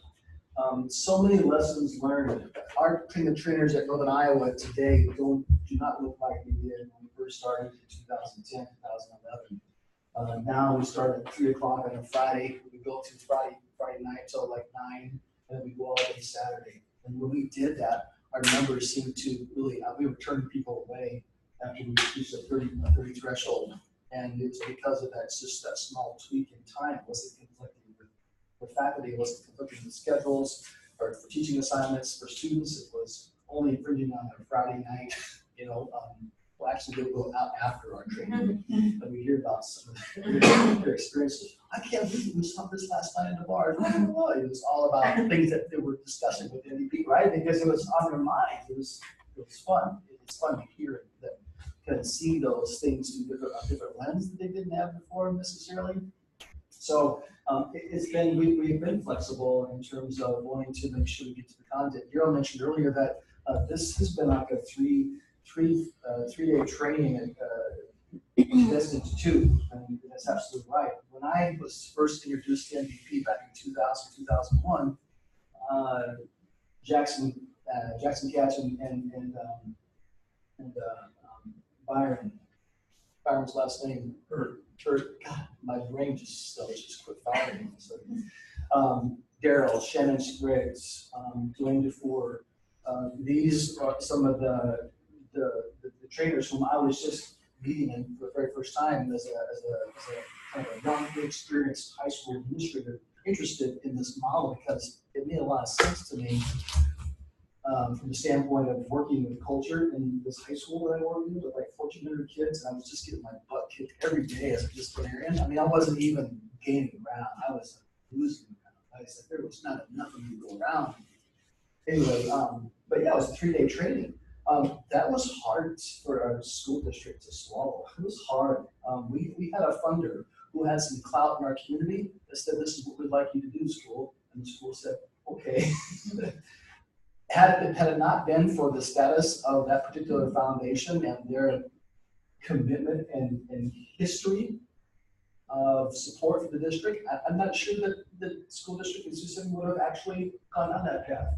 Not just once, but 5 or 6 times, we would fly Daryl and others in to train our high school staff in 3 large public high schools over a 6-7 year period. So here I am sitting through all of these trainers, sitting in the back with a fly on the wall, watching, learning, figuring out how do you translate what's happening here? How do you translate that to a 17 and 18-year-old youngster? And how do you manage to get them to replicate, even come close to replicating what was happening within those trainers? A few years ago, I thought, I got this figured out. Don't have it. But I started writing down all the questions that Daryl was asking us for these facilitating scenarios, and I was writing them all down. Now I've created this little like 10-page card or 10 little flip card thing that's held up by a metal ring. And that's all of Daryl's questions. And so now when we do trainers with our youngsters in high schools and on college campuses, they don't have to think, what was the questions I should be asking? Here are the questions. Now let's ask them in the order that makes most sense, and let's make sure that you have some good follow-up. So again, I must have sat through a dozen or so trainers just to understand what was happening. How do you take this and make sense on your campus or in your school? So if you would, in your binder, would you turn to the page, I'm in the red section. It's that very first one that says Iowa MVP Master Trainer Top. I am, well, now looking back, we're really at a time in our country in working in schools, K-12 or higher ed, where, as you know, there are programs and models being produced and replicated all the time. But there still are like 4 or 5 kind of core prevention programs, I would say, that colleges and universities have been adopting. Green Dot, MVP, Green Bystander, Step Up, Medicine One, Obvious One. Those are, I think, some of the core ones, the ones that surface a lot, right? I'm loyal to MVP because that's the first one, that's the first model back in 2000 that I learned. And there really wasn't anything else that was being offered, not just in my part of the state at the time in western Iowa, but across the state, largely across the state. There was nothing going on like gender-based violence prevention. And, so that's the model that I've learned, I've paid attention to, I wanted to know more about. And through that inquiry and curiosity, developed a relationship and a camaraderie with Jackson Katz. I mentioned to you earlier today that the center is fortunate to have him as kind of an advisor or a lifeline or support for the center to build that critical mass of prevention. What's happening in Iowa is unique. The extent to which our vision of the center in terms of, as I mentioned earlier, how do we help support these conversations in all universities and colleges, community colleges, institutions of higher education, secondary schools. And so this is today and tomorrow is a part of that goal that we have and inviting you to participate. So when we're coming up with on this particular page, what it says, what does it mean to be an Iowa MVP Master Trainer? Again, kind of uncharted territory for us as we move forward. But the characteristics and how you may be recognized as such is there's 3 bullets there: communicating and supporting the goals, MVP goals, and core themes. This is the page on the referring to in the packet. So helping us, being true to the goals and the themes that are in that first document as well, the first part of that binder, and being, here's the fidelity piece. How can we be true to the mission and support of Dr. Katz and his work and the work that Carol and all the other facilitators do? How can we kind of extend that conversation and embed it into Iowa's K-12, K-16 school system, school environments, and the community partners who we associate. Demonstrate knowledge and understanding of MVP strategies, of the model and all its components. That because of your previous work with MVP, your past trainings, today's conversation, tomorrow's facilitation, that your knowledge and your skills and your understanding of this just from good to great, right?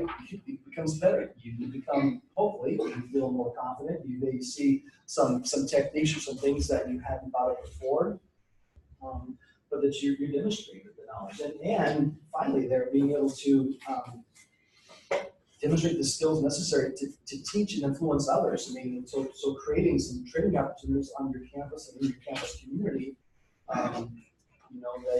That's how you're recognized as a master trainer with this MVP in Iowa. This is what it looks like. It's all of those experiences that you've had, and today moving forward, that will help. So, but when it comes to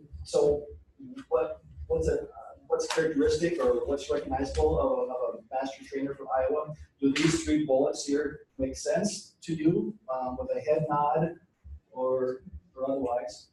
Is there anything that's missing there? Is there anything that's not listed in terms of what would be characteristic of someone like yourself who would be going out to take others to do this work? Do those 3 make sense? most people.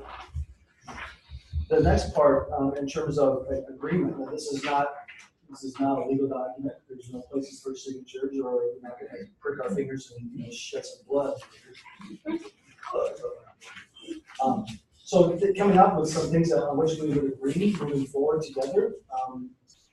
You as master trainers and the center that kind of puts kind of the linkages between the national and the state work is promoting and encouraging Iowa's secondary schools and colleges to consider implementing MVP. Turn to the person next to you and show that person what we're promoting and encouraging amongst Iowa's secondary schools and colleges to consider looking at or adopting an MVP program in the campus. What would promoting and encouraging look like? Think about that. And then when you're ready, I'll give you 60 seconds. Pull the person next to you. What's one thing that you could do to satisfy that first bullet as a national trainer? Ready, set, go. Maybe offering your services to help facilitate. Like if you can, I don't know if that's an option, but as an opportunity, since you are a master trainer, you want to encourage sustainability efforts, maybe helping train and get the facilitators on the ground. Maybe offering resources, like here's my presentation, here I can put you in contact with Adeline and we can work with you to tailor your presentation or something, I don't know. All sorts of stuff, and so I feel like East Side schools are like trying.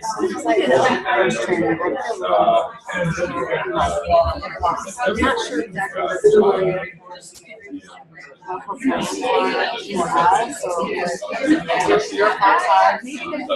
the I think really well, I think for her, part of this is that we have a memorandum of agreement, that's a memorandum of understanding with our agency. Push on the price a little bit. We have a memorandum of understanding. The idea is that there's usually someone that is a master trainer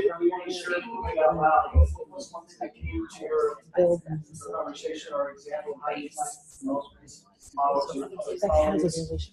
or to other higher ed or college, broader community slash secondary schools. Suggestions. Yeah, thank you. So as you're holding training for future facilitators on campus, we could reach out either to the school district or to some of the other colleges and universities in the area who might not already be using this and invite them. Thank you. Yeah, another example of how you might reach out. I just know for Grandview in the Lyceum over here, and actually in these conference rooms as well, it seems like we have Des Moines Public Schools here like at least once a month, if not more. And just seeing if, hey, as long as you're on campus, would you be interested in touching base after one of your in-service type things or scheduling a separate day? Thank you. I was doing a superintendent's meeting a couple of months ago, and after my presentation, one of the superintendents came up and said, hey, I was at Grandview University last week for some meeting or function. I'm not sure exactly what it was.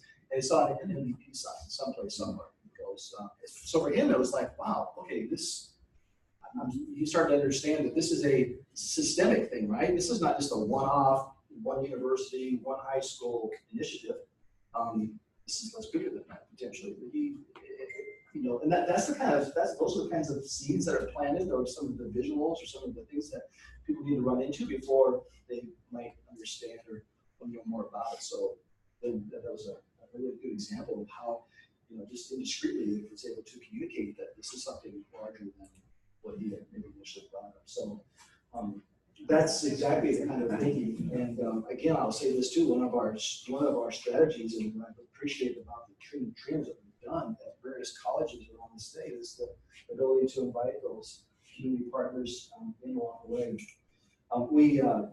Michael might reference this too when he talks a little about evaluation, but we've looked at some of the past skill and post assessments from our trainer, and we can see what folks who have higher education background versus those with secondary school background, and then those community partner affiliations. And we see the differences in how they come into this conversation that come into the training and how they lead the training.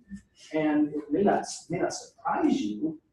It was interesting for us to look at, and coming from my secondary background that we do, is that our secondary partners were not as, I would say, knowledgeable or as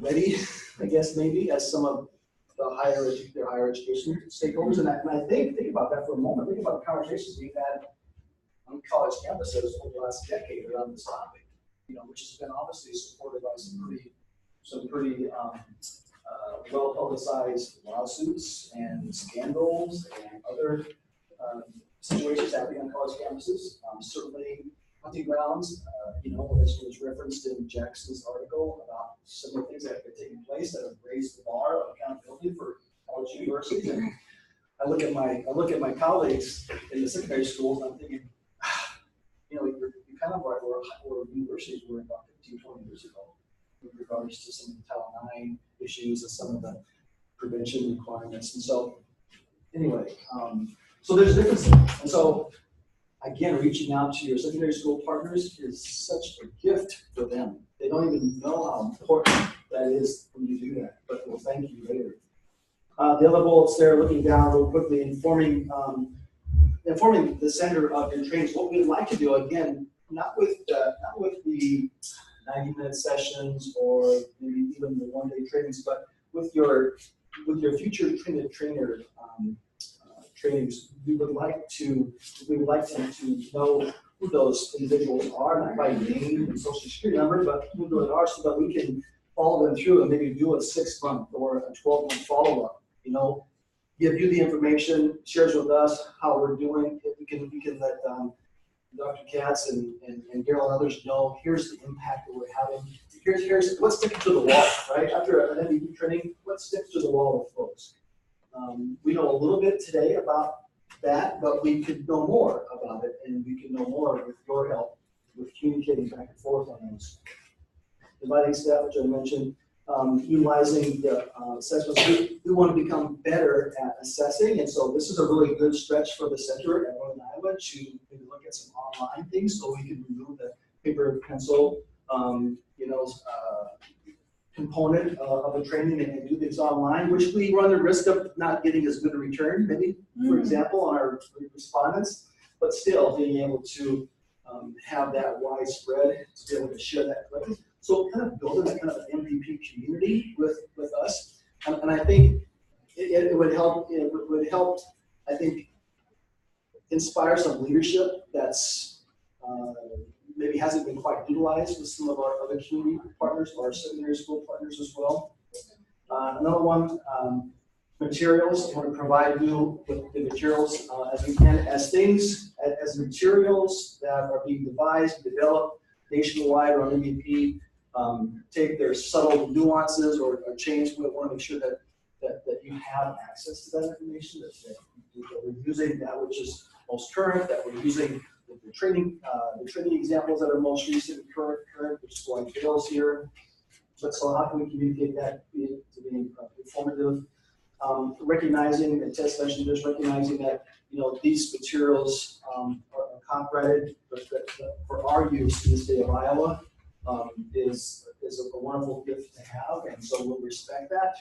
You can just kind of work with the boundaries of our state, but then at the end, being able to, for those of you who are interested, given opportunities to facilitate outside or beyond the boundaries of your existing institution, if there are trainings that you may have a part in organizing or being requested of from secondary schools, and I'm thinking, okay, they're in North or Southeast Iowa. Who do I know? What college do I know in Southeast Iowa or Southwest Iowa that I could call up and say, hey, are you available to do a training with me, or could the two of you do a training here? And with secondary schools in Iowa, again, we're pretty fortunate. We have a couple of funders, the Verizon Foundation and also the Iowa Department of Public Health, help fund monies for MVP into secondary schools. Not, unfortunately, higher ed, but secondary schools. Again, they're wanting to invest in some of the younger grades, if you will. So again, down the road, it would be a great kind of extension of this ongoing partnership with the center, and some of you who would be interested in facilitating, you would be like an independent contractor, and we would help deliver this thing called MVP to schools around the area upon request. So those are, without getting ahead of myself, but those are areas that's how we can expand this work beyond having just a small handful of trainers, facilitators, but to capitalize on your expertise in your facilitation and your commitment to this model. So that's kind of a brief overview. That there, can I take any questions or any clarification on things that I shared or said to you thus far, that before I turn it over to Michael? If something does come up, just put it on the parking lot. This conversation we're having right now is certainly can be had tomorrow. I just want to make sure that we wove it in and that the wheels are turning, and that while we can spend time with processing specific examples and activities, in the context of how we set up trainings, it all kind of fits together. So thank you for the patience as we're going to walk through some of these really important pieces that all fit together at the end of the day. So if questions come up, we'll just write them down and talk about them tomorrow as well. I would just say, like, something that has started being really helpful to me has been when Alan put out a call like, oh, I need somebody to help co-facilitate this train the trainer, was to go and do it even before I felt fully like prepared. In part because going through the process of it alongside Alan was just really helpful to me. And I would say similarly, kind of the first train the trainer that I did by myself, I called up Alan and said, and that was really helpful to me. So like, I know just to like, I can't encourage you enough to say, when they say, hey, we're a resource to you, they really mean it, and that they actually are very, very helpful. Well, good afternoon, everyone. I'm Michael. I haven't spoken to you yet this morning. A couple odds and ends before I briefly share what I want to share is, that's our website over there, uni.edu. The first line was kind of the plan ahead type of thing. That's really my letters get smaller at the end of there. But uni.edu/CBP, you can go to that site and get linked to our Facebook. We have a Facebook page for CBP. We also have one for the Veterans Convention. So I encourage you to get on that. Alan's great in terms of keeping up on social media and putting in links and stories that really feed into a lot of the work that we're doing there. And then that's our different addresses. I'm excited to be here and to see the work that, and hear about the work that you're going to be doing and are doing. I've been at UNI since '99. In 2000, I was invited to be part of our submission for a DOJ grant, much like you had. We got a campus grant in 2000. I served as director of evaluation of that, and then we got a renewal of that one and served that role. And then we were invited to be to apply for what was referred to as the flagship grant. They don't have that program anymore, but we were one of 4 campuses in the country to be awarded that grant, and we served as associate director of that. And part of the stipulation of that grant, or why we were eligible, is to be able to work with the regional universities and take what we were learning from that. And then that was renewed, and through that funding, we were able to set up the Center for Violence Prevention with some support from foundations as well. So excited to see the work continue. One of the things that, as Tess was talking about, the readiness change and how it's not always linear. I've been on campus since basically 2000, and it's been kind of circular at times. Changes in administration, changes in personnel, changes in times. It seems like you're ahead and you're back, and it's just that kind of rolling. One of the other tidbits I want to kind of mention too, in terms of like the secondary school work and the importance of secondary school work, some of the studies that we found, or the work that we found, is, as Alan mentioned, there's some differences in how secondary personnel come into the training. Some of the other work that we're doing at CVP, I'm involved in a number of different projects, both as a researcher and a faculty member, but also with the CVP, is they're doing some content analysis of the health education books that secondary schools are using. And what we're finding in initial stages is that a lot of this work that students are being exposed to in terms of like health classes is coming from a risk reduction perspective. Don't do this, don't do that. Primary prevention, these types of issues that we're talking isn't really found in that. So you couple that with other folks that don't in secondary school that may not coming in with the same level, it really speaks to the need to be able to reach out to secondary school students and even younger in a variety of ways to be delivering this message. And as Ellen, we talked about, being able to kind of reach out to our community secondary schools, help bring students to our campuses that are better informed and help ultimately to create safer environments for us. So part of what I do at the center is to help do evaluation on the different initiatives. And part of what we're wanting to do, as Alan mentioned, is to be able to kind of assist you and tell your story in terms of what's happened with the trainer training that you may be doing, but more broadly, what's happening with MVP across the state. In your binder, at some point, you'll see the school-based spectrum of prevention. How many of you are familiar with the spectrum of prevention model? This is an adaptation of a model. It's a public health model.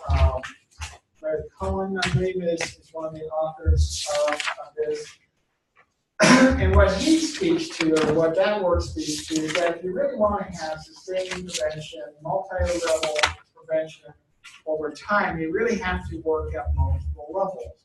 And a lot of what MVP is doing is we work with students is helping to gain knowledge and skills, helping have people increase their awareness, recognize when issues are happening, and being able to intervene. But one of the things that needs to happen to make that setting happen is to be able to kind of educate faculty, teachers, support personnel around these issues. That's another level. So as you kind of move up the spectrum is looking at educating the community, educating providers in your community, looking at organizational practices and policies that we had earlier discussion about. So part of what we're wanting to do with the trainer and looking at the impact of MVP across the state and across institutions is over time, how is this having an impact? Part of what's happening in your trainers is reaching out and developing partners, reaching out and developing collaborations. What brought you folks all together here and through the consortium is example of partnership. So what we're wanting to do and what we've been tracking, we did basically a pilot study this last year, is to reach out to folks that got through the training to kind of assess, okay, what kind of impact has it had on you and the work that you do? What kind of impact has it had on you in terms of your own knowledge and skills and how you navigate your personal and social and professional life? But also, how has it had an impact on the partnerships that you've developed? And has that had an impact on policies that are happening? So we can start to see and learn from the work that is happening in the state what level of impact is MVP having not only within an institution, with individuals within an institution, but a broader perspective. So that's kind of a big picture goal of what we're wanting to do. But we also want to be a resource for you to help you, assess the training that you're doing, to be able to kind of give you the feedback of what worked, what didn't work, what needs to be improved, what you want to keep, etc. So as Al mentioned, we are continually refining our tools. We're moving those all up online now. So that's a resource that can make available for you as well. Evaluation is often one of those things that people want to talk about, or is the end of the day type of things that may happen, or sometimes it's, oh shoot, we should have done something about evaluation. What can we do now that, at the end of the day or end of the training or whatever.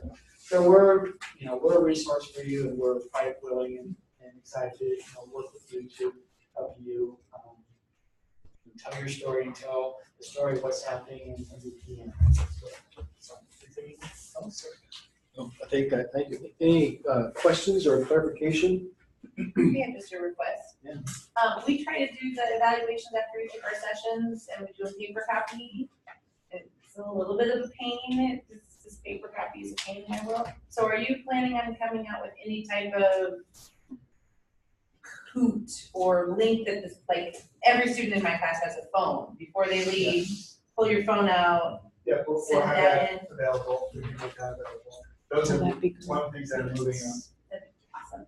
I'm sorry. What? It'd be fine. You should do a Kahoot tomorrow. I'll set it up for you. Good.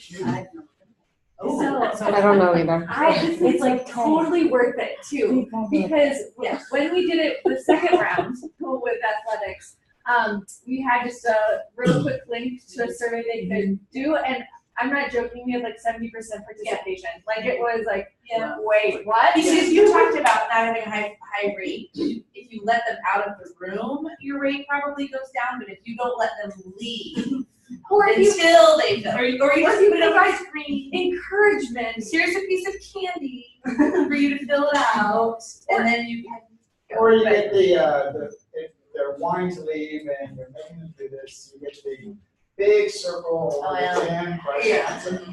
That's what you make. Great, thank you. Yeah, another question. Okay. Thank you. Okay, let's take a 5-minute stretch, and then we'll come back and dive into some of the happenings for tomorrow. So maybe a quick 5 again. Thank you.